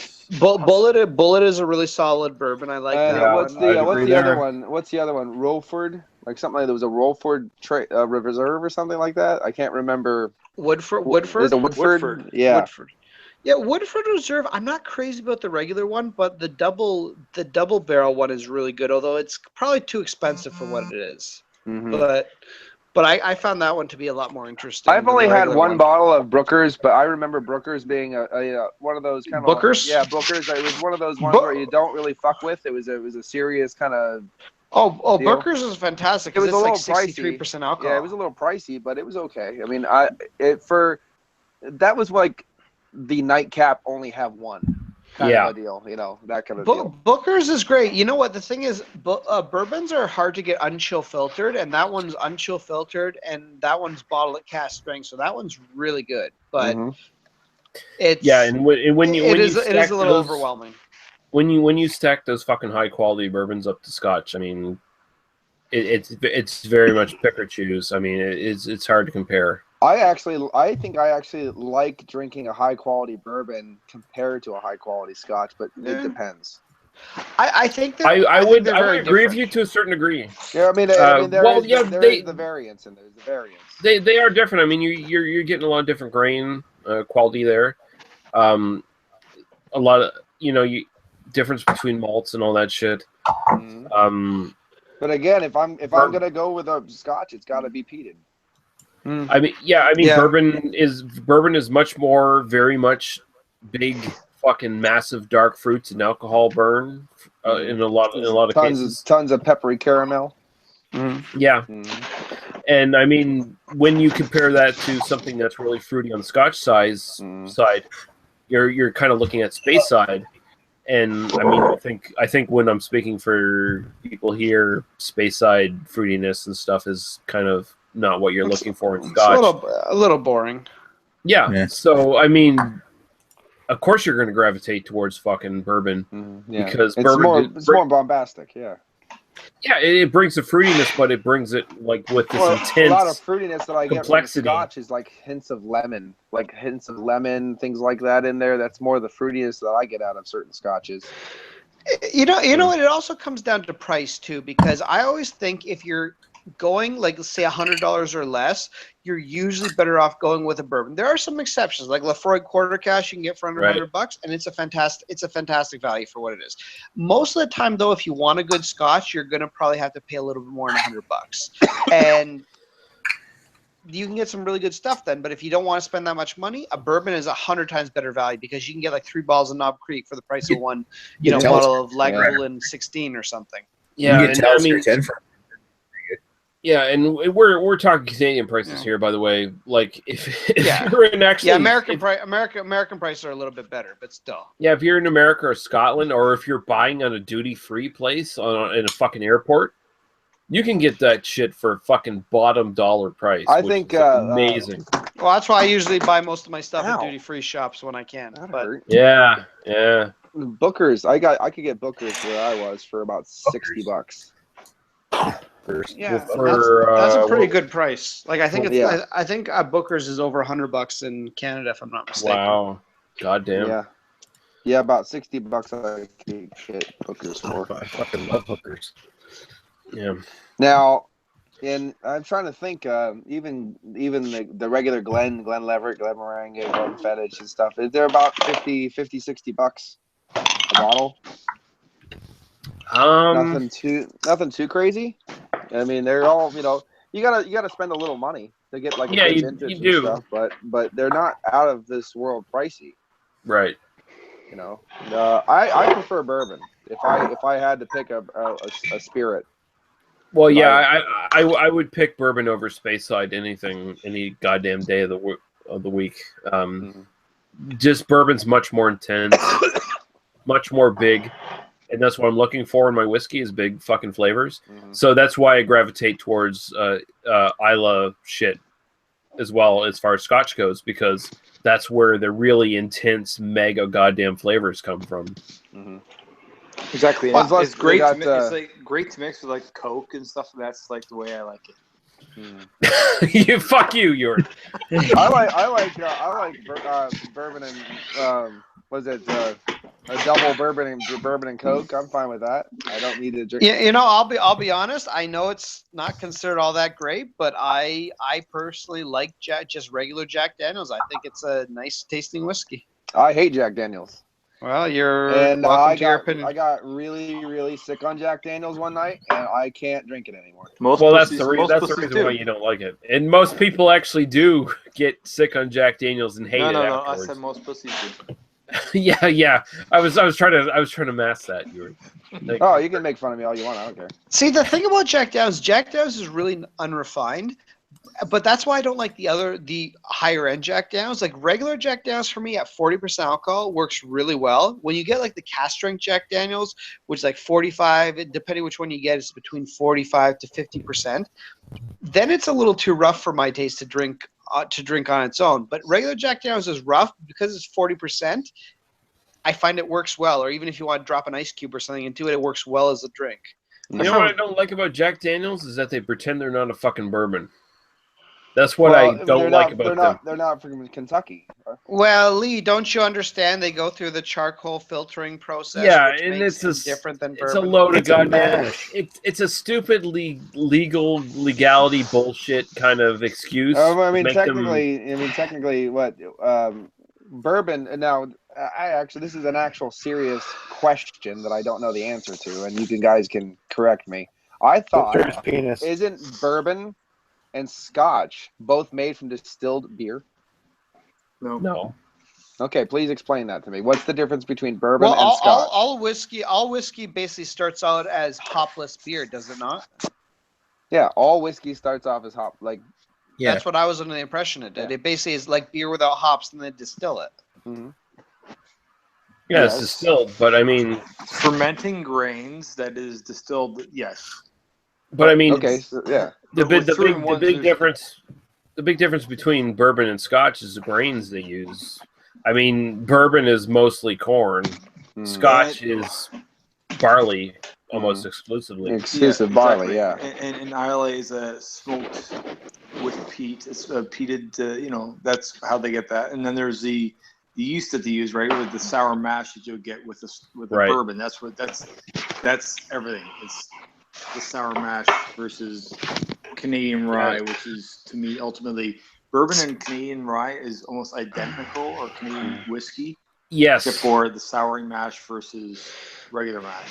So Now, I mean, I've also had rye honestly, whiskeys and honestly, wheat whiskeys. honestly, the only big difference between a lot of Canadian rye whiskeys, like the really top tier, really great ones, compared to bourbon, the only difference is the fucking legal loopholes. Otherwise, they're pretty much quality wise, they're basically both bourbon. Well, no, I think the big differences between Canadian whiskeys and bourbon is bourbon's required by law to use new barrels, and in most cases, Canadian whiskey doesn't. So Yeah. you lose a lot of that really strong flavor. Uh-oh. I would kind of disagree there. I think it's there's plenty of Canadian. souring the mash versus not. Yeah. The other stuff is, yes, it has an impact for sure, but to me, it's about yeast and everything else. So that's first and foremost. And but I versus not is secondary. But I think there's a lot of new Canadian whiskeys these days that stack up to bourbon, like just hand in hand, are pretty much equal. Oh yeah, there's some really solid Canadian whiskeys out there. For the ones that, to me, that are the really solid ones are the ones that don't taste like Canadian whiskey. Like, you get these like 20-year-old Canadian Club or 20-year-old 90, whatever the fuck it's called. Those ones to me are just like, yeah, they're oakier versions of basically just a regular Canadian whiskey. But when you get something interesting, and fuck, I hate to plug Ewert's thing, but generally speaking, Wiser's, I really like their products because they don't taste like regular Canadian whiskeys. They taste more like pure rye, even though some of them are blended. Right. And yeah, they're really fucking good. They're not the standard grassy butterscotch. I've heard good things about Wiser, and I wonder, is there any known breweries that use Wiser barrels for their beer? Not that we would ever disclose. Okay. So yeah. So it's probably that's probably where all that Budweiser cask stuff comes from. Yeah. But see, like with Wisers, I don't really like the Wisers 18-year-old because to me it just tastes like a regular Canadian whiskey that's aged. But I like their Wisers Legacy. I like their Wisers Red Letter, even though it's crazy overpriced. I like their the Last Barrels. That's pretty solid, even though it's just basically a bourbon. Like those are good products because they don't taste like regular Canadian whiskey, which is kind of really boring. Like honestly, if I just want regular Canadian whiskey, I'm very happy just buying 40 Creek Copper Pot because for what it costs, to me it's the best bang for buck. Yeah, 40 Creek is great fucking bang for buck. Now, Totally 40 agree. Creek Copper Pot versus Lot 40. They're very similar, right, in characteristics? Like they're very similar, but I mean, where I'm standing, I can't get Lot 40, so. Lot 40 is a lot more rye forward, whereas the 40 Creek is a lot more corn forward. But it's, I mean, Lot 40 is 100% rye. I don't know. I guess the 40 Creek isn't then. The 40 Creek it's a blend, but it's supposed to be a little more rye forward than their typical blend. Basically, the big difference is it's 43% alcohol versus 40% alcohol for the regular 40 Creek. I mean, I think they're both really good, but to me, they're different. Like I'd reach for them when I'm in different moods. Yeah, I would always jump on the fucking 43% one. I mean, there's just more flavor there. Yeah. I mean, admittedly, like when it comes to bourbon too, when you get cast strength or single barrel stuff, and it's like 56%, that stuff is awesome. Mm-hmm. Yeah, and I mean, once you start getting up to 60% and shit like that, you got to start, pacing yourself a little bit, because some of this stuff fucking starts bringing the burn pretty.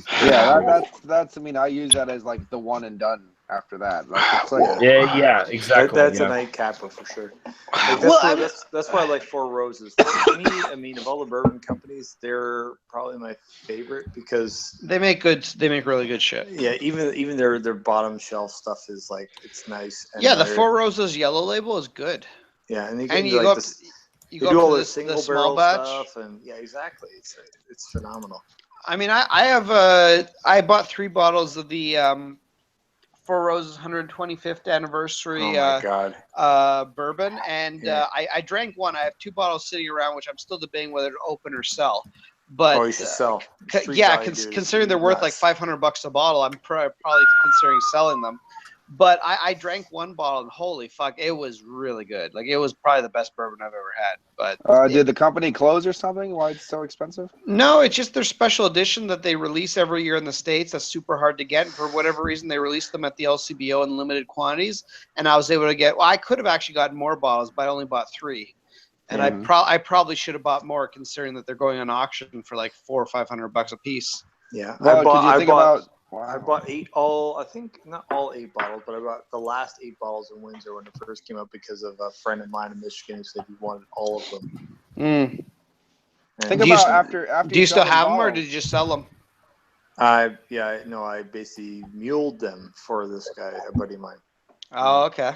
Yeah, so he saw that. I think they were $125 a pop or whatever. No, they're only $80 a pop. Is that what it was? I Yeah, don't know. they were cheap for what it was. Yeah, I don't know.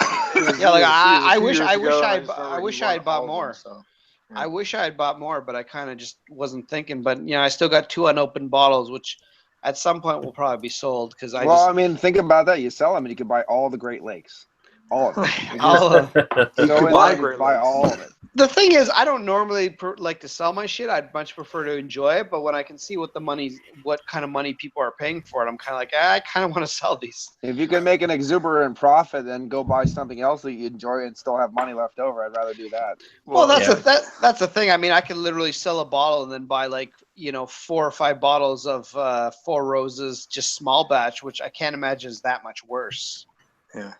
No, it's like when the LCBO actually not too long ago had actually in the last couple months release of the Pepe Van Winkle stuff and some George T. Stagg, and it was like a lottery through the vintages. Yeah, but it was only like 6 bottles or something for all of Ontario, wasn't it? Holy fuck! I don't know what it was, but yeah, I struck out and everything. It was like except for the Weller obnoxiously 12. difficult to get. Well, at least they're not. At least they're not being elitist or anything. Yeah, no. No, that's what I was. I mean, yeah, 400. I mean, I think the Pappy 23 was $400. Street values. Fuck. But street value is about $2,500 US. So if I spent that much on a fucking drink, it'd have to drive me to work. Yeah, we actually, the closest we have in the NSLC right now, my local NSLC, we have the Highland Park Freya, like their fucking North series or whatever they're doing. The Freya. It's $399. Oh shit. Well, they just put a price out on the Pappy Van Winkle 25-year-old, which is being released in the next few months, and it's going to be $1,800 US a bottle. And I guarantee you, those bottles are going to sell for like $3,000 plus. Right. Well, what I'll do is, Lee, I'll send you $20 and you save me a shot. Yeah. Well, here's the thing. If I actually get the money, like the extra, like ad money to buy that fucking Highland Park, I actually will buy it. Yeah. I actually will go that nuts and buy it. Like if I actually had like $400 of disposable income to fucking buy on that, This is happening. I actually kind of would do it. I actually kind of would do it. But see, is that for that much money? Is that a no age statement? It is no age statement, yeah. See, I don't necessarily have an issue with no age statement, but when you're charging that much money, I kind of want to know what the age of my whiskey is. At least I'm drinking, because that seems like I even our Big Ugadal is pushing it, although it is an awful good whiskey, like for what it costs, and I can get it for about $80 US, which isn't crazy expensive. But when you're talking $400 a bottle, like I want a certain level of quality guarantee, you know? Right. And I know age isn't everything, but it does at least give you some idea of what you're drinking. Yeah, no, I will preface this by saying I haven't actually done any research so far, so that would be a thing that would be sort of considered into my purchase if I actually had the money to buy that. I would do some research beforehand, and I will say if I actually do buy it, I will kind of like bottle up some samples and send them around if people are interested. But wait, no fucking guarantee right there. It's basically if I have $400 of extra fucking money entertainment funds. Yeah, extra money. So, but that would be something to share. You should start your own Patreon. I don't want to do that. You should just start crowdfunding. I don't want to do that because then you need to take I honestly feel like if I actually did it, people actually would send me money, and I feel like I'm taking advantage. I would give you $1 a month, so then by the time you had taxes and stuff taken out a bunch, you'd get like 40 cents a month from me. Then you need to get an advertiser. You need to get the entrepreneur power advertising. Yeah, stuff. I gotta get that kind of power behind me to really promote myself. Yeah. Exactly. Say for every dollar you profit, you would give them 50 cents. Well, I would just take every month, take a picture of a cute puppy and be like, "This puppy needs a home. If you can do this, and you can send me this money, that will, you know what I mean?" And just no, better yet, take a picture of your penis and say, "This needs a home. This thing needs a home." No, this penis was beaten by its previous owners. It's previously enjoyed. It has been aged. Yes, penis is aged. It's been aged, yeah. Aged in bourbon barrels. Aged in a hot honeycomb cave. Yeah, it needs a new home. All right, gents, I gotta go to bed. So. See you later, old man. Ewart. Yeah. Thanks for joining, Ewart. Have a good one, sir. Hey, happy birthday, Nick. Happy birthday, motherfucking Nick. Fuck yeah. No, see, what you were saying earlier about Jack Daniels is that, the biggest argument with Jack Daniels is that because it goes through the charcoal filter process, it's not a bourbon because it's been flavored, which I understand the argument, because it's a lot of people say once you flavor a bourbon, it's no longer a bourbon. But I don't know. Like, to me, Jack Daniels is so similar to bourbon that it's hard to kind of say it's different. Like, it's I don't buy the argument that putting it through charcoal is flavoring, because I don't consider that an additive. I just consider that a filtration process. The only reason I say it's not a bourbon is because it's made in Kentucky. It's made in Tennessee and not Kentucky. That's it. But the thing is that a bourbon doesn't have to be made in Kentucky. A bourbon can be made anywhere in the United States. Yeah, it's like the only thing that makes it not a bourbon is a legality thing, and it's a promotional kind of thing for them as well. It's like, we're Tennessee whiskey. I mean, that is the basis of it, is we're not bourbon, we're Tennessee whiskey. Well, technically, you can make Scotch anywhere in the world, but the legality of it is you have to have to age it for 5 years in Scotland. No, to call it Scotch, it has to be made in Scotland. It has to be aged for a minimum of 3 years. That's what I'm saying. It's a legality issue. It doesn't matter where the fuck. Well, that's why everywhere else makes single malt, and it may just be just as good. Like what's it called? Lee, the Indian whiskey place. What's it called? Emirate. They make Emirate. The Emirate. Well, I've only had their Emirate Fusion, and that's a really fucking good whiskey. But they don't call it a Scotch; they call it a single malt. And honestly, it's better than a lot of Scotches I've had. It is. It is a fucking fantastic goddamn fucking whiskey, and by all rights, it should be considered a Scotch. But it's because it actually does have peated fucking malt. And we got some local Toronto distilleries, like we got Stillwater's over here, and they make a pretty decent single malt whiskey. Now, I'm not going to argue it's worth the price, because their regular one is, I think, $80 and it's 46%, and then their cask strength is $100. Now, we're talking a 3-year-old whiskey here. I can't justify paying that much money for it when I can get a Scotch that's much older and much better tasting for that much money. However, for what it is, taken on its own, regardless of price, they make a very good product. I just want to see their prices become a little bit more down to earth. Yeah, I mean that comes with the sort of craft distilling thing, right? Where that's becoming a big thing now. Where it's like, okay, we're a craft distillery, we can justify fucking really obscene prices for you know what the unfortunate thing is that it's not even their own fault. They have to almost charge those prices just to make a profit because of what the fucking Ontario government charges them for shit. And you know what the thing is, most of their shit goes to the States, because even after they factor in shipping, they can sell their products for around the same price or sometimes even cheaper and make more profit off it, because the fucking Ontario government just wants to tax them to death, which is just but the thing is, they would do that even regardless. It's not like saying, like, it's not my fault I raped this bitch because she was hot. You know what I mean? I still raped her.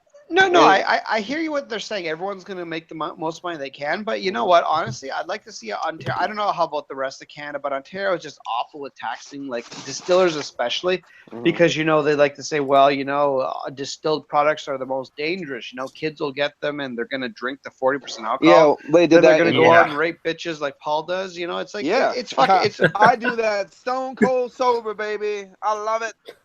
I like to remember them crying. I'll tell you what, they did that in Washington somehow with taxation, where they ended up doing something where they basically taxed beer the same way as they tax any kind of product, but because to compensate that, they put like a 20% hike on fucking liquor and wine. You know what I mean? They put a 20% fucking tax hike on that stuff. And I'm like, well, that's not really fair. Well, you know what? Like, if you look at Ontario beer prices, our Ontario beer prices are not terrible when you consider compared to what the States are. Like, a lot of the shit, like special releases that you can get in both Ontario and the States. Like, I'm just comparing Michigan. I don't know about other places. I would agree. But it's like you look at something like a bottle of Rushford 10, which is, I believe, $4.50 at the LCBO, and I've seen it in the U.S. for $7.99, $8.99 a bottle, and that's in U.S. pricing. So that just makes it crazy expensive. So we get a really good deal in that regard. And I think our beer is generally reasonably priced. But our liquor is not reasonably priced. We get raped in the ass for our liquor. Right. Yeah. Our liquor is reasonably priced. There's some places in America where beer is dirt cheap, no matter what it is. But comparatively price-wise, from Pennsylvania to Ontario, I would say that you actually have better pricing. In terms of liquor? In terms of beer, you have better pricing. And in terms of liquor, you have higher pricing. Yeah, in terms of beer, I think Ontario is actually, for the most part, pretty good because we have sometimes the same price or lower price than you do, but in Canadian dollars. But our liquor, we get raped for it. Like I just love the example of Ardbeg Ugadal. I can get a bottle of it in Michigan for $79.99. $185 at the LCBO. What the fuck is that? Like, it's a no-age statement whiskey. It should not cost that. It's probably 7-year-old whiskey we're talking about here. It's really good, don't get me wrong, but it still does not justify the price. I think Ardbeg was it Ardbeg 10 I bought it was like $29.99. That would be fucking incredible. Like the cheap. Oh my god, I would be buying the fuck out of that every goddamn week. Yeah, it was actually nobody. It was actually a state closeout or Commonwealth closeout. Holy shit! That's pretty ridiculous. Thor's Hammer vodka, which I love, from Gothenburg, Sweden, and then Ardbeg, and then both of them. Like, I think Thor's Hammer was $19.99 a bottle, and Ardbeg was $29.99 a bottle. You motherfucker. Well, but see, that's the thing about states that aren't liquor controlled is that there's no minimum price. So a store, if they just want to move shit, can sell it for whatever they want. Like Michigan that's the state I go to most often, and that's liquor controlled. So I mean, on a bottle of Ardbeg, Ardbeg 10, I believe, is $52.99, and it can never be sold for less than that. Doesn't matter what kind of sale they have. They can never sell for less than that. Now, that's still a good price because that's a 750 milliliter bottle, and that same bottle at the LCBO costs $99.99. So you're talking about saving about a good $20, $25 a bottle when you translate the currency. At duty free, I think I can get it for about $65 a bottle for a liter bottle, so that's even a better deal. But yeah, they can never go cheaper than that. Whereas you go to places that aren't controlled, and you go to Costco or you go to some place that just has a sale going on, they can literally sell to you for whatever they want. So you might get an amazing deal just because they want to move their stock.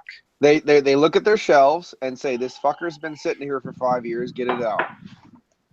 Because we have new shit coming. We got new shit coming in, and we don't have room for this anymore. There was three liquors.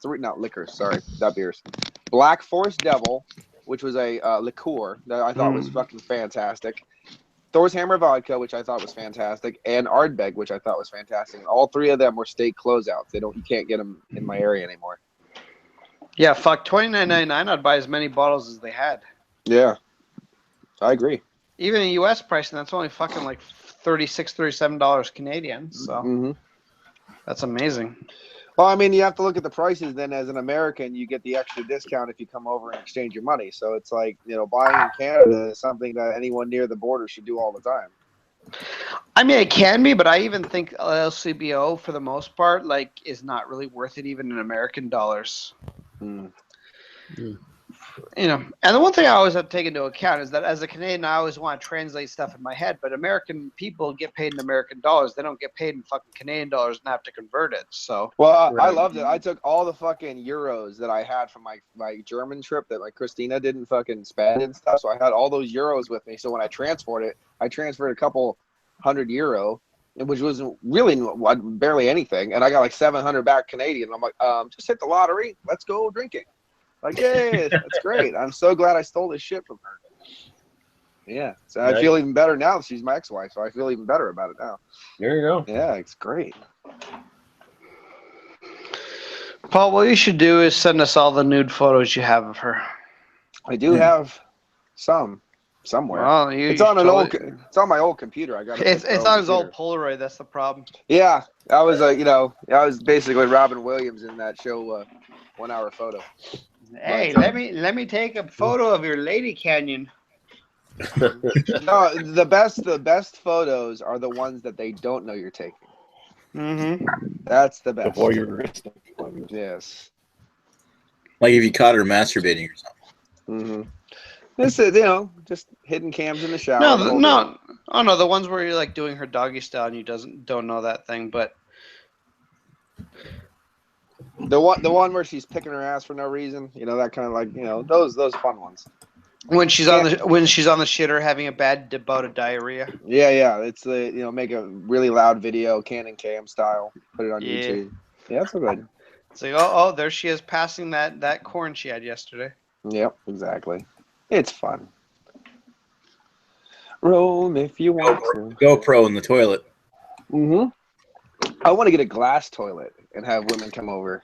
Yeah. Wow, that's hardcore. Yeah. I get a crystal glass toilet or something like that. Speaking of a glass toilet and women shitting in it, Nick, how's your birthday going tonight? Good segue. Any hookers with glass tables going on? Like, unfortunately, no. You're not.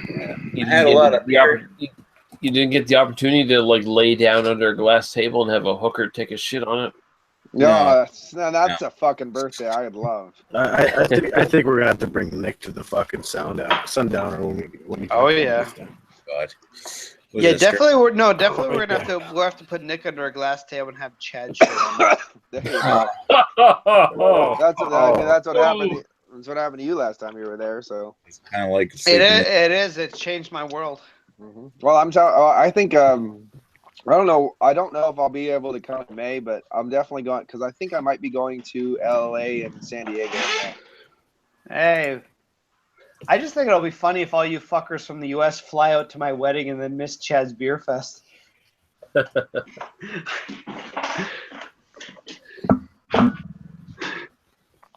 Here's the real festival, Chad. Yeah, fuck off. We got fucking open bar for 12 I was hours. gonna say the beer is much better up here, you fat fuck. Mm-hmm. There you go. That'd be funny. Yeah, but I'm probably gonna be in the California at that point in time. In the Uber Alice, Oh yeah, California Uber Alice. Mm-hmm. Which I'm sure it's gonna be horrible weather, all hot and stuff. Hey, they're actually having seasons in California this year. I know, I've heard it's actually got a little cool, a little bit of this, a little bit of rain. Yeah, they were getting rain. Like fucking, they're actually a real place now. I love how people have no idea how to drive in rain. It's the funniest thing ever.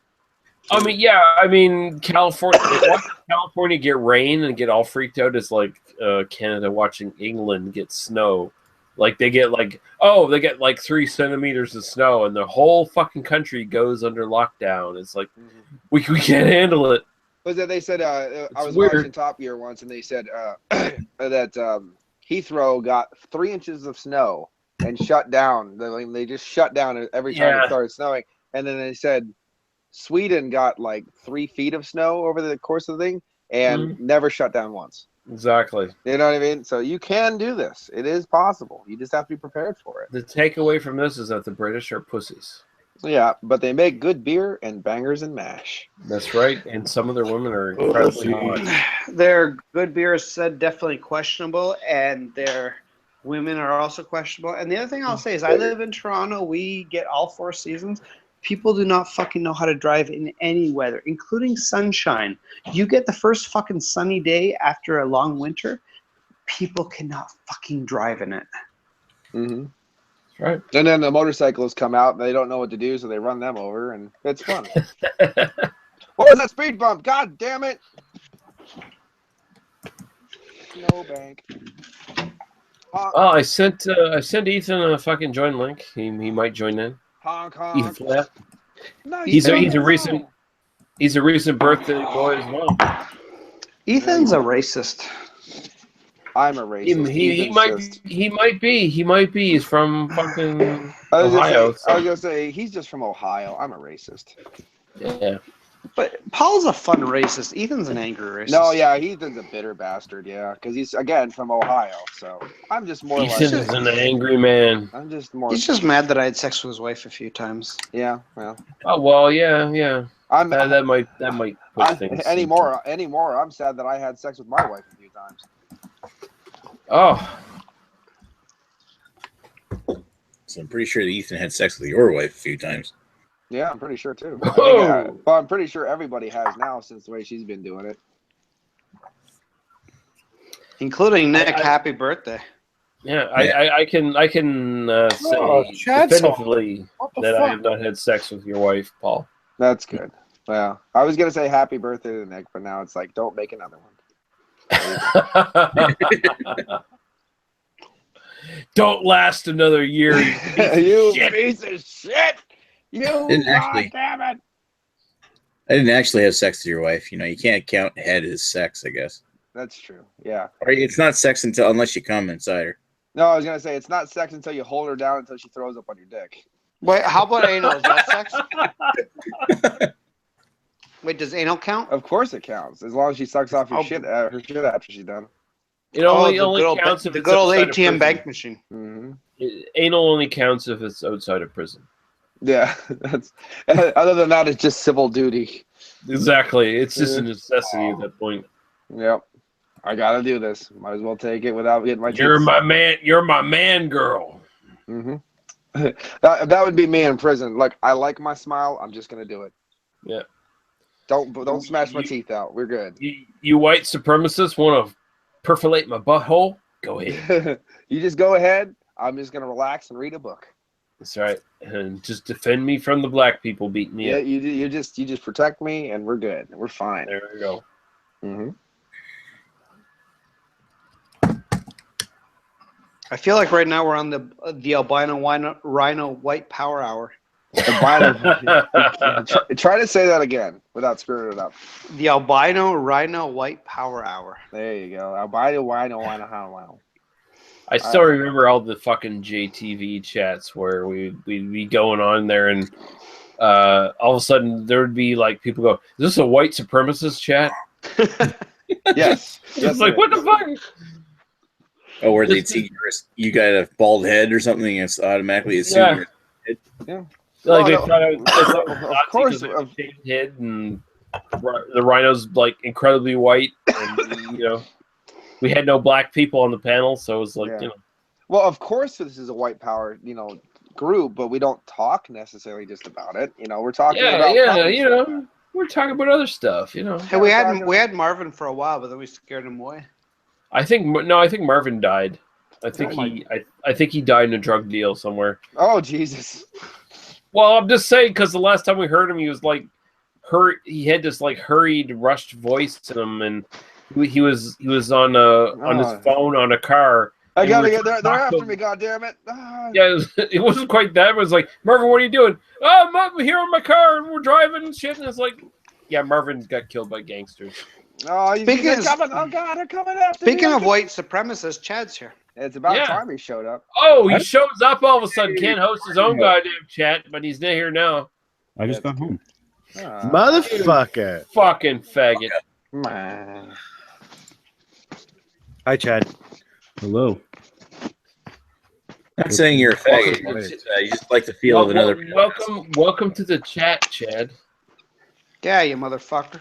Welcome to Hougly Live. I guess it's not surprising. Welcome to Hougly Live, the real deal. The wheel deal. Real motherfucker. The wheel deal with Bill. None of that goddamn BDU shit. I'm still saddened by the fact that nobody wants to come to the beer festival this year. Nobody's coming. Here I go. I make the biggest festival yet, and nobody's coming. Nobody's coming. Fuck, I'm not even going now. Yeah, I'm coming. Hey, Chad, welcome to my butthole. Can I give you a tour? I was gonna say I tried to come the last time I was there, but it didn't work out because she was so brutal. Wait, what is this all of a sudden? The sad bitch cry power hour, or what's going on? Special snowflake. Pity me, power hour. What's the matter? If Paul's not there, then nobody will troll the women's bathroom so women can poop in peace? No. Oh, Robin's gonna come and meet us at the college tomorrow too, Chris. Do you think she's willing to poop on my chest? Poopy, poopy, poop. I'll ask her for you, No. okay? I will personally ask Robin. Please do. You poop Because I feel on Greg's chest. I feel she probably has really disgusting shits. And we'll She put it on looks camera. like she does. Yeah, like she doesn't look Very like she even has interesting. nice lady shits because those would be sexist. Yeah. She doesn't look healthy. I'm just saying that. Well, my only thing about pee and poos is you're gonna do it anyway. You might as well utilize it in a sexual way. Why the hell not? That's a very good value to have. Yeah. Why waste it? And especially if you can make money while doing it. Hey, stop being a lazy fucking piece of social society crap. Why do you think Chad takes half his shits on YouTube? Exactly. He makes the best of it. Yep. He monetizes those craps. I monetize my shit. Monetize that motherfucking anal leakage. See? There we go. Chad should really just start a new channel where he just does bathroom reviews. No, just goes from house to house and reviews their toilets. Like, yeah, he could seriously make a lot of money off that. You don't even have to fucking go into their houses. Just go with your drone. Yeah. Oh, Ethan almost joined in. We're gonna do an upper decker tonight, guys. Ethan, the mustache ride is here. Ethan Flair. He almost joined in. Well, soon I'll pull you as soon as he joins. I'll leave. We don't need this getting too Americanized. It's like I almost pleasured a woman, but then I came inside her instead. So, how was work, Chad? That was what, a couple hour shifts? Yeah, it was horrible. I would have made more money calling in sick. Yeah. Why, your wife would pay you for sex? But staying home would make me more money by than home early and getting the pittance of a tip out that you get. We're in 3. Nice. Is 3 bad? I don't know the lingo. Yeah, I don't speak bartender. it's not bartender, it's location, and it's terrible. But Chad, the important thing is when you're done your shift, did you see anyone fucking in their hotel room? Chad can't say What do you anything in think? his mind. All I know is I'm going to have a green screen soon. Oh. How exciting. That is exciting. Oh, To shit, do we have things with the Ethan. green screen. Ethan Flair. You can have your head surrounded by a vagina. One great big. You and Ethan Flair. I don't hear shouting yet. Come on, Ethan, hurry up. Come on, you're what, 27 now? You can fucking say shit. Ethan, when are we getting naked photos of your lady? I don't know what the I don't know what the fuck the Transformer is saying. He's underwater, Lee. Yeah, wait, he's Aquaman. Ethan lives in Ethiopia. Leave him alone. The internet is terrible. Ethanopia, that's a thing. Well, it is now. Ethanopia. Ethanopia. I love it.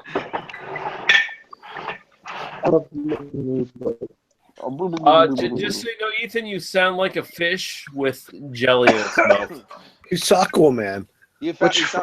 Which frankly is my favorite kind of fish. Ethan sounds like a shoggoth. Yeah. Ooh, sexy fun Shoggoth. times. That's what a shoggoth would sound like. My favorite kind of fish is a mermaid. Oh, I love mermaids. The only problem with mermaids is they're hot up top, but then when you try to fuck them, it's like, oh god, I'm fucking a fish. Yeah, do they actually have a vagina? Like, Well, my that's, question about Earth: if you find their vagina, but if you move the wrong way, isn't their scales sharp and cut your penis? Oh, Could that be, might, yeah. that might.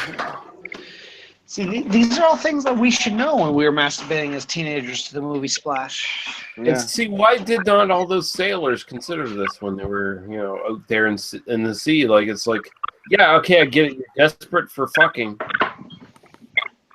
But, hey, mermaids, where's the vagina? Did you not think about this? Right. And if yeah. it's there, are you not going to get your dick cut off by scales? By sharp scales. We all know mermaids are only good for blowjobs. I'm like, come on. Yeah, I was gonna say they have a perfectly usable mouth. I'm like, come on, guys, the sea is salty enough. You know what I mean? That's Yeah. Well, yeah, you get blowjobs or tit jobs, and that's about it. Yeah. Hand jobs, of course, as well. Yeah. It's like when certain people that I may or may not know say, "Oh no, I can't fuck you because I'm bleeding on my vagina." I'm like, well, that still means you have two perfectly workable holes. But that's the thing is like, what about tail jobs? I was gonna say like, oh, I'm sorry, I'm on my period. What says I wanted to fuck your vagina? You know, I was like, there's nothing in the quotient that I'm gonna fuck you. Where I'm gonna fuck you. Yeah, let's just sort of renegotiate the contract here. Yeah. It's like there's no holes barred, baby.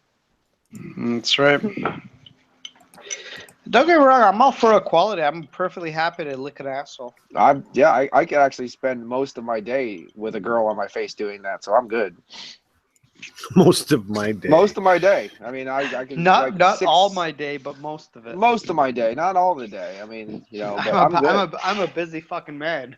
I gotta sleep. I got work to do. I gotta work on a house. I got wood stoves. I got a dog I gotta feed once a month. I got things I gotta do.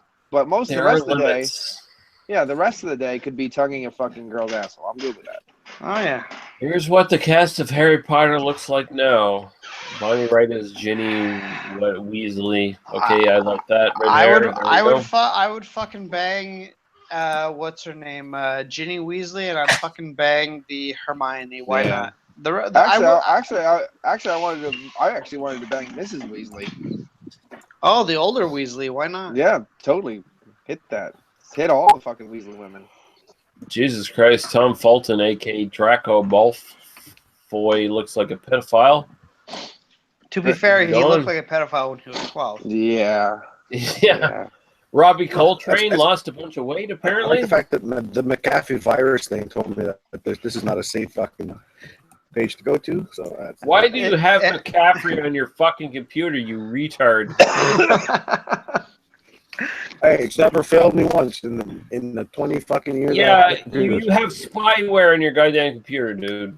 Yeah, I was gonna say that's kind of like saying like I have this. Let's see, I have this piece of. I'll turn the camera.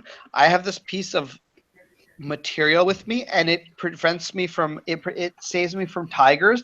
I have never once been attacked from a tiger in my condo. So thank God I have this thing. That was basically the whole premise of the jokes of Lightning Jack, that film with Paul Hogan, because all the shit the Indians were selling him, he's like, yep, never been done once. Yep, don't worry. He kept on selling him shit that he'd never use. He's like, I just gotta say, this Asian chick, this just goes to the rule that Asians don't age at all. They just look the same for like 30 or 40 years in their life. And then Katie Lung, Katie Lung, a.k.a. Cho Chang, looks exactly the same as she did when she was in Harry Potter, and I'd still bang her. Yeah. No, and then once they turn about 60, they all of a sudden grow to like 3 feet tall and become ultra wrinkly assholes, and they're just like, wait. You don't grow. You don't grow short. Listen. I assume you do. I'm uneducated. Yeah, you don't grow short. That's not how growing works. There's this one fat boy, Joshua Herdman, a.k.a. Gregory Goyle. Oh, fuck you. Turned into a muscle dude. Oh, he's the one who I think he's the one he couldn't be in the last Harry Potter film because he got arrested for something. So they cut him out and they changed his character to somebody else. There's this other guy, Jamie Waylett, a.k.a. Vincent Krabby. He's still a fat guy. And he likes Crab and Goyle. Yeah, Crab and Goyle. Yeah, I've never watched any of these movies, and I've never read any of the books. I can't read because I'm American, but I do like the movies because I'm a dork. No, see, I'm actually a super big Harry Potter nerd. I've actually read all the books and I've watched the movies. So yeah, you can make all the fun of me you want. But hey, Clemence Posey, aka Fleur de la Cour, looks like she's a hot blonde chick. Yeah, hot and creepy. Yeah, Delacour. Yeah, she kind of looks like what's her name from Canada here, Celine Dion. No, my heart will go on. Yeah, Luke Youngblood, aka Lino Jordan. Okay, he's got an afro now. It looks exactly the same. He has an afro instead of dreadlocks. Cedric Diggory, aka Robert Pattinson, looks the same. Hey, those that care to see it, you can look up Harry Potter's dick and there's photos of it because he did a play where he was nude in it. Okay, why, Greg? Why would we go look for Harry Potter's dick?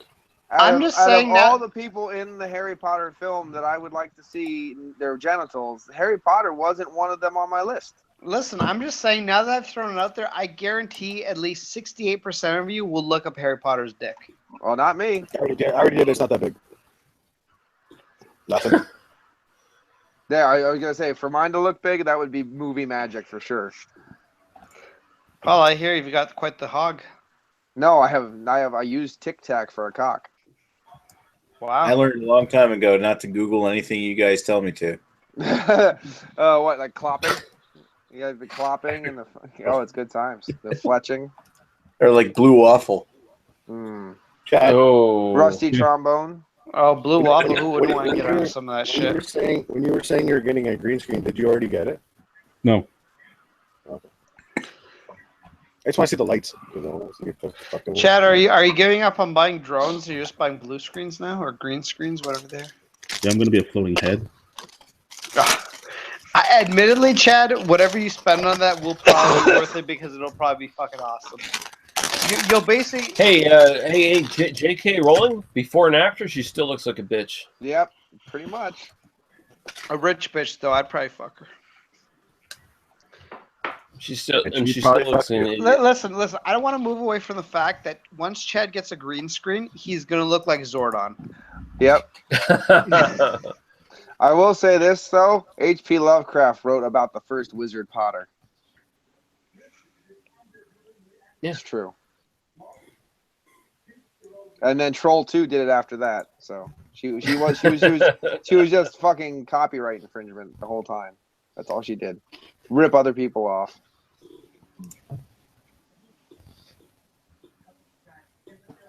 Yep. H.P. Lovecraft wrote about the first Wizard Potter, and then Troll 2 had the first Harry Potter. So. Yeah. See? Or Troll 1, not Troll 2. And then Troll 2, they lived in Nilbog, and it was awesome, and some bitch ate corn in the most sexiest way possible. Oh, it came out her butthole? Well, the second sexiest way possible. I don't know anybody who can actually eat out of their own asshole, but I'd love to see it. Did you not watch the guy that did the, he took the laxative so that he had nothing in him, and then he ate a can of creamed corn full of a blanket, and then he pooped out actual corn? I just don't watch too many guys defecating. So. Yeah, it's not really think of something I get, worked up to do. Views. It was like 20 million views. No, hold on, that's in my to-watch list. I don't even to watch it anymore. That's 20 million fucking freaks, and yeah. Now, if it was a girl doing it, I would have been those 20 million views. You know what I mean? So we're good. I understand. It's just there you go. Yeah, but if you don't really see the face, do you know who it is? What's going on with your computer, Chris? I'm fucking editing fucking photos. He's editing photos, so that makes them scratchy on the audio. Yeah, he's total dubstep. Yep. Just call me Dead Mouse. Call you fucking Skrillex. Listen, is it weird that a girl today was talking to me about her taking a dump, and I'm like, I'm kind of turned on that you're so comfortable with me? And what did she say? No, I mean, you know, No, there- nothing there is really. a- That's just how I felt. there is a sexiness involved in, you know, I will share intimate details with you in a Of personal course. level. Right. But not so much the I want to see you take a dump. That's not Yeah. really all that's. Yeah, unfortunately, that's the kicker about women. Like, they will tell you all about how they pee in the shower or this or that or blah blah blah, but that doesn't mean they want to show you them peeing in the shower or this or that. I'm like, come on now, you gotta set me up, you gotta knock them down. You know what I mean? You set me up, you gotta knock me down. Let's go. Come on now. No, I'm sort of approaching like, okay, you're willing to share those intimate details. You probably want to fuck me, so that's where I sit on it. Well, and I mean, I may or may not have relations with this woman. I'm not saying anything, but I'm just saying it's definitely Bill not. Clinton. I'm just saying, for the record, she likely is not. She probably has not pooped on my chest.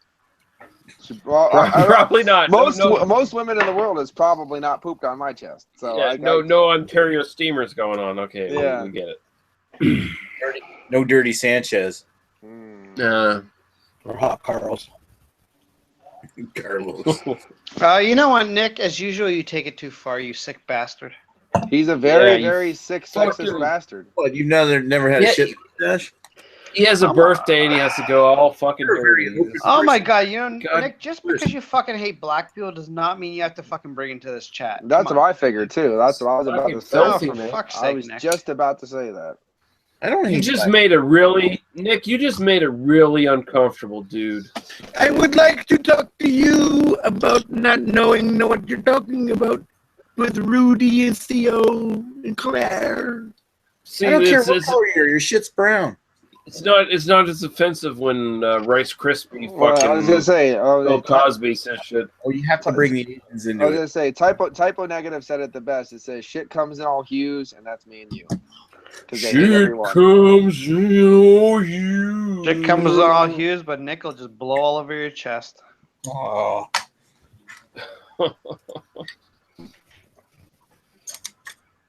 How do you still play? Are you playing Battlefield right now? I'm gonna go play. And by the way, Greg, black people don't like being called darkies.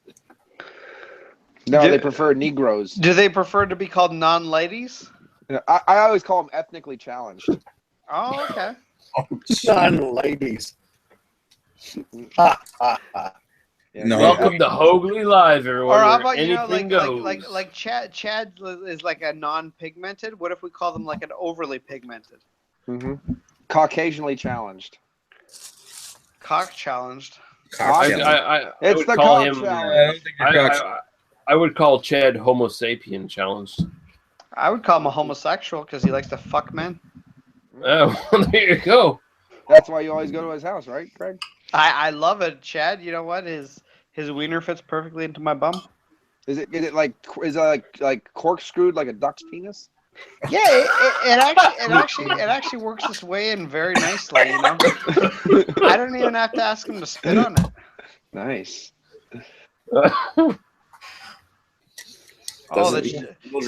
See, I'm on this Harry Potter thing now. The chick who played Luna Lovegood, holy fuck, she's cute right now. Mm-hmm. And she, even though she's clearly over 18, she looks underage, which makes her hotter. I guess. The flower.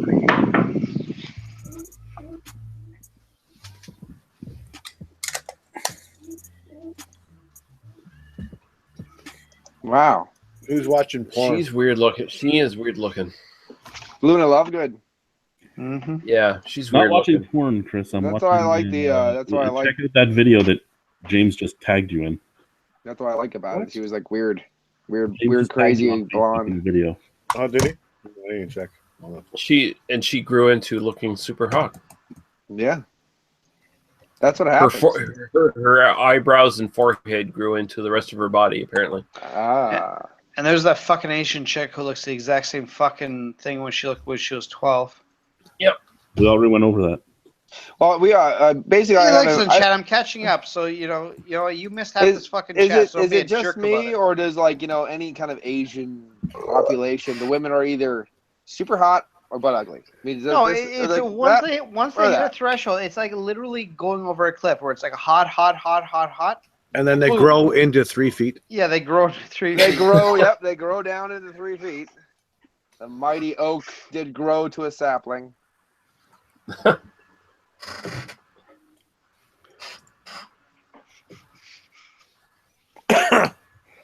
Why did we talk to Greg? Should I What- just put a disclaimer on this? Why this don't chat? you talk to me? I'm a very fascinating person. I'm fascinated right now. Say you're masturbating. First and foremost, let me say thank you to Paul for still getting me in trouble about Asian restaurants. Mm-hmm. No problem. No problem. Chad, how many boners have you gotten in Asian restaurants lately? Zero. Bullshit. Zero with like a one, like a 0-1 in front of it. No, with a 0-0. Yeah, I have. Bullshit. He hasn't been to any Asian restaurants. I was gonna say I had 3 fucking boners since we had that conversation. Second, Listen, I go to the Mandarin just to I get a really boner. do hope that Paul comes up in May. I haven't seen Paul in a while. I don't think I will, unfortunately, because I think I might be in California. You are a piece of shit. Yeah, you know. I'm a piece of shit, but I might be in California. The thing with Paul is he might try and have sex with your wife if she happens to die at night. Only if she dies at night, though. I mean, I have standards. Yeah, if she's alive, he's not interested. Yeah. She'll use your body only if she's not using it anymore. Exactly. I don't want to interfere with anybody else's shit, so. It's got to be cold, but it's still got to be wet. I like my steak. I always say I like my steak like I like my women, cold and purple. Yeah. That's hardcore, motherfucker. You guys are disgusting me more and more. Oh, well, too bad, Chad. Welcome to Hougly Live, bitch. Yeah, Chad, what the fuck? Are you also in delicate flour that can't handle it? Yes, I am. Because I actually say that at restaurants too when they ask me how I want my steak. You know, I mean, it's pretty awesome. How do you want my steak? I got a fucking boner right now. How do you think you want it? Yeah. I want it on my dick. On my cock. I want some fucking rotisserie fucking chicken on my dick. Woo, woo, woo, woo. Give it that salty glaze. Oh, there you are. Everyone froze on me, but now you're back. Back that ass up. Yeah, that was like literally like 18,000 microseconds right there where you froze up. So yeah, good job, sir. Face down. Chad offends people. It's like, how do you want your steak? I want extra cream on my chin. And I'm not talking about the Asian dude sitting next to me. Yeah. Listen, I got a lot of white on my chin. I want extra white on my chin. What chin? I want my pale, freakish white contours fucking even more white. It's fried rice, you prick. I'm going for a smoke. Uh-oh. You do that. Smoking. That's so unhealthy. We don't appreciate or endorse that kind of behavior. I can't. I'm so still listening to you guys right now, and you know what? I don't fucking care. I'm going for a smoke bite. You know, I'm smoke your goddamn cigarettes, you freak.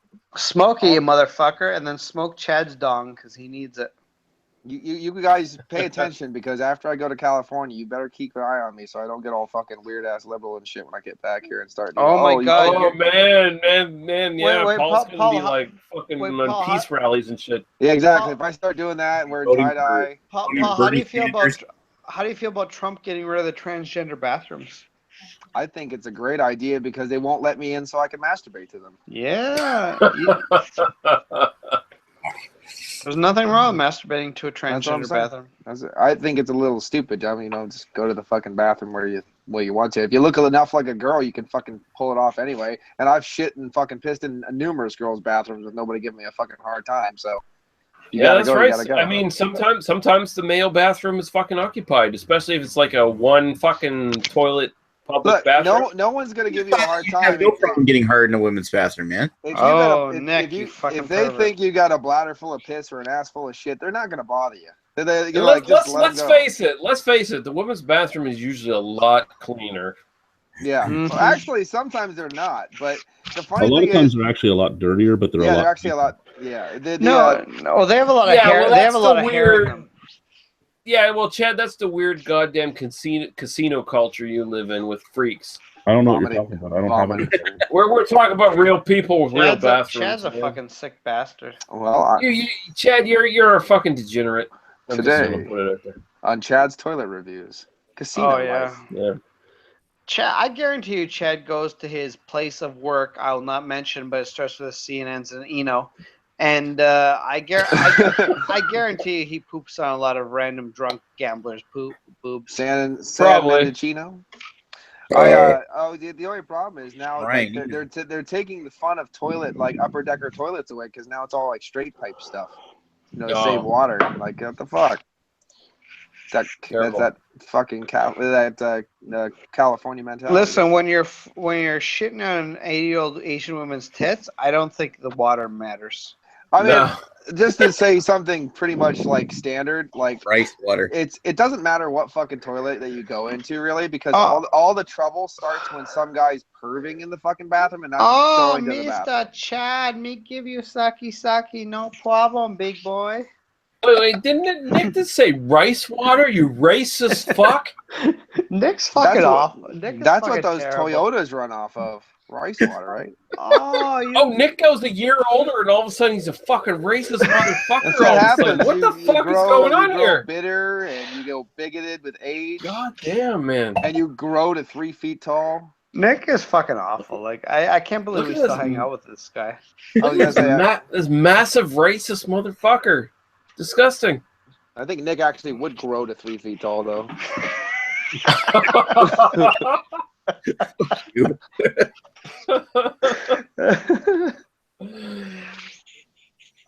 It's wrong. It's wrong to laugh, but it's funny. I'm sorry. It's happy birthday. Yeah, Nick, you motherfucking munchkin! Did you just go fucking molest Dorothy? No, Dorothy. No, it's Blanche, and you know it. Yeah. He's the one that's still a little feisty. Oh my!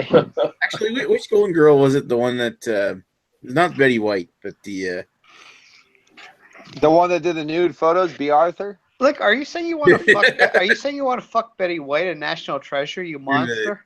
I know the Reverend does. Well, the Reverend fucking has big ass ear holes that you can fuck him in. So I don't know about his opinion. Yeah, when you take them out, they look like assholes. Betty White used to be super hot when she was younger. Now, I know the Reverend is much more into the aged version of Betty White and B. Arthur. Oh, that's kind of funny because like you got Betty White, who's just fucking insane and like awesome, and then you got like Dawn Wells, who just got picked up for marijuana charges and stuff. I'm like, these fucking old bitches are way cooler than I'll ever be. Mm-hmm. What the hell is that all about? nude portrait of B. Arthur. Outstanding. Nick, did you paint that shit? Thank you for being a friend. Yep. Airheads was a great movie.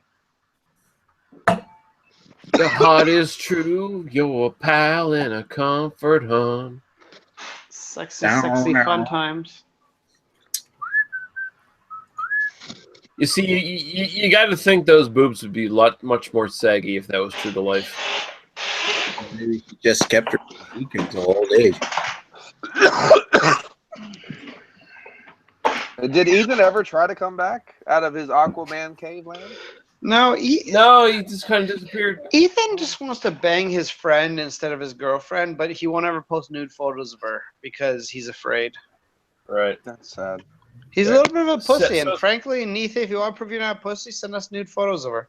Whatever the fuck is. Caroline, I think is her name. I just told sad. Johnny G, I was like, hey, you should do more fucking videos with your girl's feet in the cam. And he got creeped out. Oh, that's kind of hot. Low energy Ethan Flair won't post nude pics of his woman being fucked. So sad. So sad. You know, it's low energy. There's nothing exploitative about that. It's like mostly you're being exploited because your dick's in the thing, and you're sharing an intimate photo of your genitalia. I guess so. Yeah. I mean, that's deep. I feel touched. Well, I hope it's deep. Deep. Luna Lovegood nude. All right, let's check this out. I don't know if that's actually her, but wow. Well, it's a good approximation. I heard a great, really sexist thing the other day from, well, it's probably on Nick's Facebook. Who the hell knows? But it was like, they're saying like, a woman when you're fucking her is saying deeper, deeper, deeper is basically like you saying like, I want you tighter, tighter, tighter. It's like literally there's anatomically we cannot achieve your request, so fuck off. Yeah, basically she's saying you have a tiny little fucking cock, and You then have a could tiny say, cock, and Yeah. you're saying and then you're you saying could you have a say, big fucking whale vagina. yeah, you have a Well, worn out if fucking cave vagina. you go too deep, you hit her in the fucking clitoris, and you hit her in the And that's fucking. if you're What do going you too call it? deep and hitting her in the clit, you didn't go in at all. But Yeah, Gee, no, Jesus Christ, Yeah. Nick! Jesus Christ, Nick! You Oh, sick no, bastard! what It's is it? not a boxing. It's not a fucking boxing bag. I was gonna say son of a bitch. You grew to hit her in the clit. hit her in the Here's the clit. thing: if we all had the fucking porno penis, we'd be like punching her fucking stomach. I'm happy. Like I don't have the biggest dick in the world, but I'm happy enough to know I can bottom out a bitch. So I'm happy. I forgot my See- anatomy. I have to see- Google vagina. Just a second. You see, Is he googling what a vagina looks like? okay. Oh, Jesus Christ. Okay, you see, I personally don't want to puncture someone's fucking intestines with my dick. Your cervix, you mean? Yeah. Yeah, Cervix. so, I'm fine. Yeah, that's it. Listen, If you're too deep, you hit her in the cervix, and it's not comfortable. I've bottomed out, and Sure. I told my girlfriend a long time ago. She was on there, and I was like, I could probably get in a little bit more. And I grabbed her, I pulled her down, and I hit that thing hard, and she went, "Ooh!" I'm like, you know what? I don't need her flying off me screaming in pain. I was like, no, we don't need to do that. You know, let's not do that anymore. It's fun for you and her if you're fucking ramming it into her, but as soon as you hit her cervix, that's not comfortable. well, that's the Yeah. thing. Like, I would almost rather have a smaller penis for two reasons. Number one, doggy style. I usually can't go all out on that because it causes too much pain, and also anal. If I had a smaller penis, I could have a lot more that's fun true. doing anal. I prefer scraping the walls than hitting the bottom of the well. Well, you know what? It gets uncomfortable, and she doesn't want to have sex with you. I guess if it's the same girl, you know, every time. But she doesn't want to have sex with you as much if you're too big, and then you stretch the walls too much every time you go in. I like how Nick is judging us. Like, oh, you guys do the same girl. I fuck a different girl every time, so fuck you guys. But yeah, if you guys are doing the same girl. I'm a one girl guy, but I'm just saying, I'm a like, if one-girl you're girl. the kind of unless you're the kind of person who does different women. Nick is a one-girl guy, and I'm not- a one-guy girl. I'm making zero comments on this because there might be somebody listening. I just want to find a bitch that's happy with what I got, and I'm good. Because There I'll you take go. it. Yeah. Actually, I've had that bitch for 9 years, so I can't complain. Well, I'm just saying that if your dick's too big, then you can lead to relationship issues, and I know. I remember we were talking with a girl at a New Year's party a while back, and she was talking about and she was a really slutty girl, and she was saying like how she found a black guy and she brought him home and she wanted to fuck him, and then he pulled out his dick and she's just like, no, I can't do this. I literally think you will damage me for life. So she just gave him a head and kicked him out of the room. If you can fit it in your fucking mouth, you can fit it in your fucking pussy. Well, they're designed to stretch. I mean, listen, it's so stupid. Listen, Paul, I'm not arguing with you. I'm just saying she claimed she could not, so she gave him a blowjob and then sent him on his way. Yeah, and then she got, I'm sure she got HIV or chlamydia right after that. Oh, she might have. I'm not saying she didn't.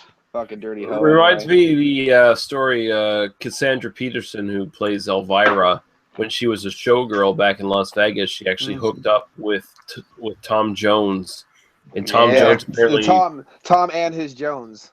Yeah, Tom Jones apparently either just fucked her or took her virginity. I can't remember which. Yeah. Was there, but apparently he tore her because he was so big. Well, I'm pretty sure, she was actually in Cassandra Peterson before she became Elvira and dyed her hair. She's a redhead, obviously. Yeah. She was in a movie called Working Girls in the 70s, where it's all basically her stripping. Right. My God, Chad, are you fucking a whale? Humpback. All I hear is fucking whale noises come from Chad's channel. It's like one of those whale relaxation tapes going on. It's like I actually have one of those old vinyls. That was Christy yawning. Oh, Jesus. Oh, Jesus. Apologies, but your wife sounds like a whale. Sorry. I thought that was moaning sounds coming from your wife. Right. Listen, I can't fucking. Obviously, it was an Asian chick turning you on. Sorry about that. I can't fucking I'd like to be nice and sugarcoat it, but I can't. Your wife sounds like a whale yawning. Oh, Sorry. Finding Nemo chaos. Put it in. Listen, I mean, there might be legit ability of like getting her into whale relaxation. Listen, CDs. listen. I feel bad for Christy because her husband fucks anything that's Asian, and you know what? That I feel bad for her. It's a terrible, terrible curse. I just went out for some fucking dinner and I came back and she was. Yep. Like, I wonder if Chad ever asked her just to slant her eyes a little bit. Yeah. he went out for some pickup and left the deposit. Hey, Chad, welcome to Hougly Live, baby. What is? Kiddo, put some tape on that thing. Kimono. Can you make stir fry? Teriyaki sauce. Oh. Spread it on your chest. Ooh, Kung Pao chicken, motherfucker. Suck this albino soy sauce out of my balls. Oh, I give you good time, sailor. No. Use chopsticks. I'm hung like a broken chopstick. I think we've been going far too long live, so we're gonna. Oh yeah, let's take this offline so we can get fucking dirty. Yep. Yeah. So anyone who's been watching, someone screamed the N word. Thank you for fucking watching, and we're going offline. Well, we'll post a link somewhere. I don't know where it is. We've been online this whole time. Yeah, I'm not posting a link for other people to join. Fuck that bullshit. Oh, okay, so fuck off, motherfuckers. Yeah, fuck you. You fucking pieces of shit. You watched this long, and now you're gonna get a fucking dick in your mouth. There you go. Cool. Fuck you. You're not cool enough. Oh, that's right. Also, come in your spirit. It's fun. Did you guys do? By the trivia? way, Chris Peters killed a woman. It's true. It's true. She was underage too, and he fucked her body afterwards. Exactly. Is that okay? The guy is a fucking monster. Wait, is that okay? Like, if she's underage but dead, is that okay? I'm not sure how the legalities I work. actually asked a cop a long time ago as a joke, if I fuck a girl with a mortal wound and she dies while I'm fucking her, does that technically count as necrophilia? And he told me to leave him alone. And we're going to end on that.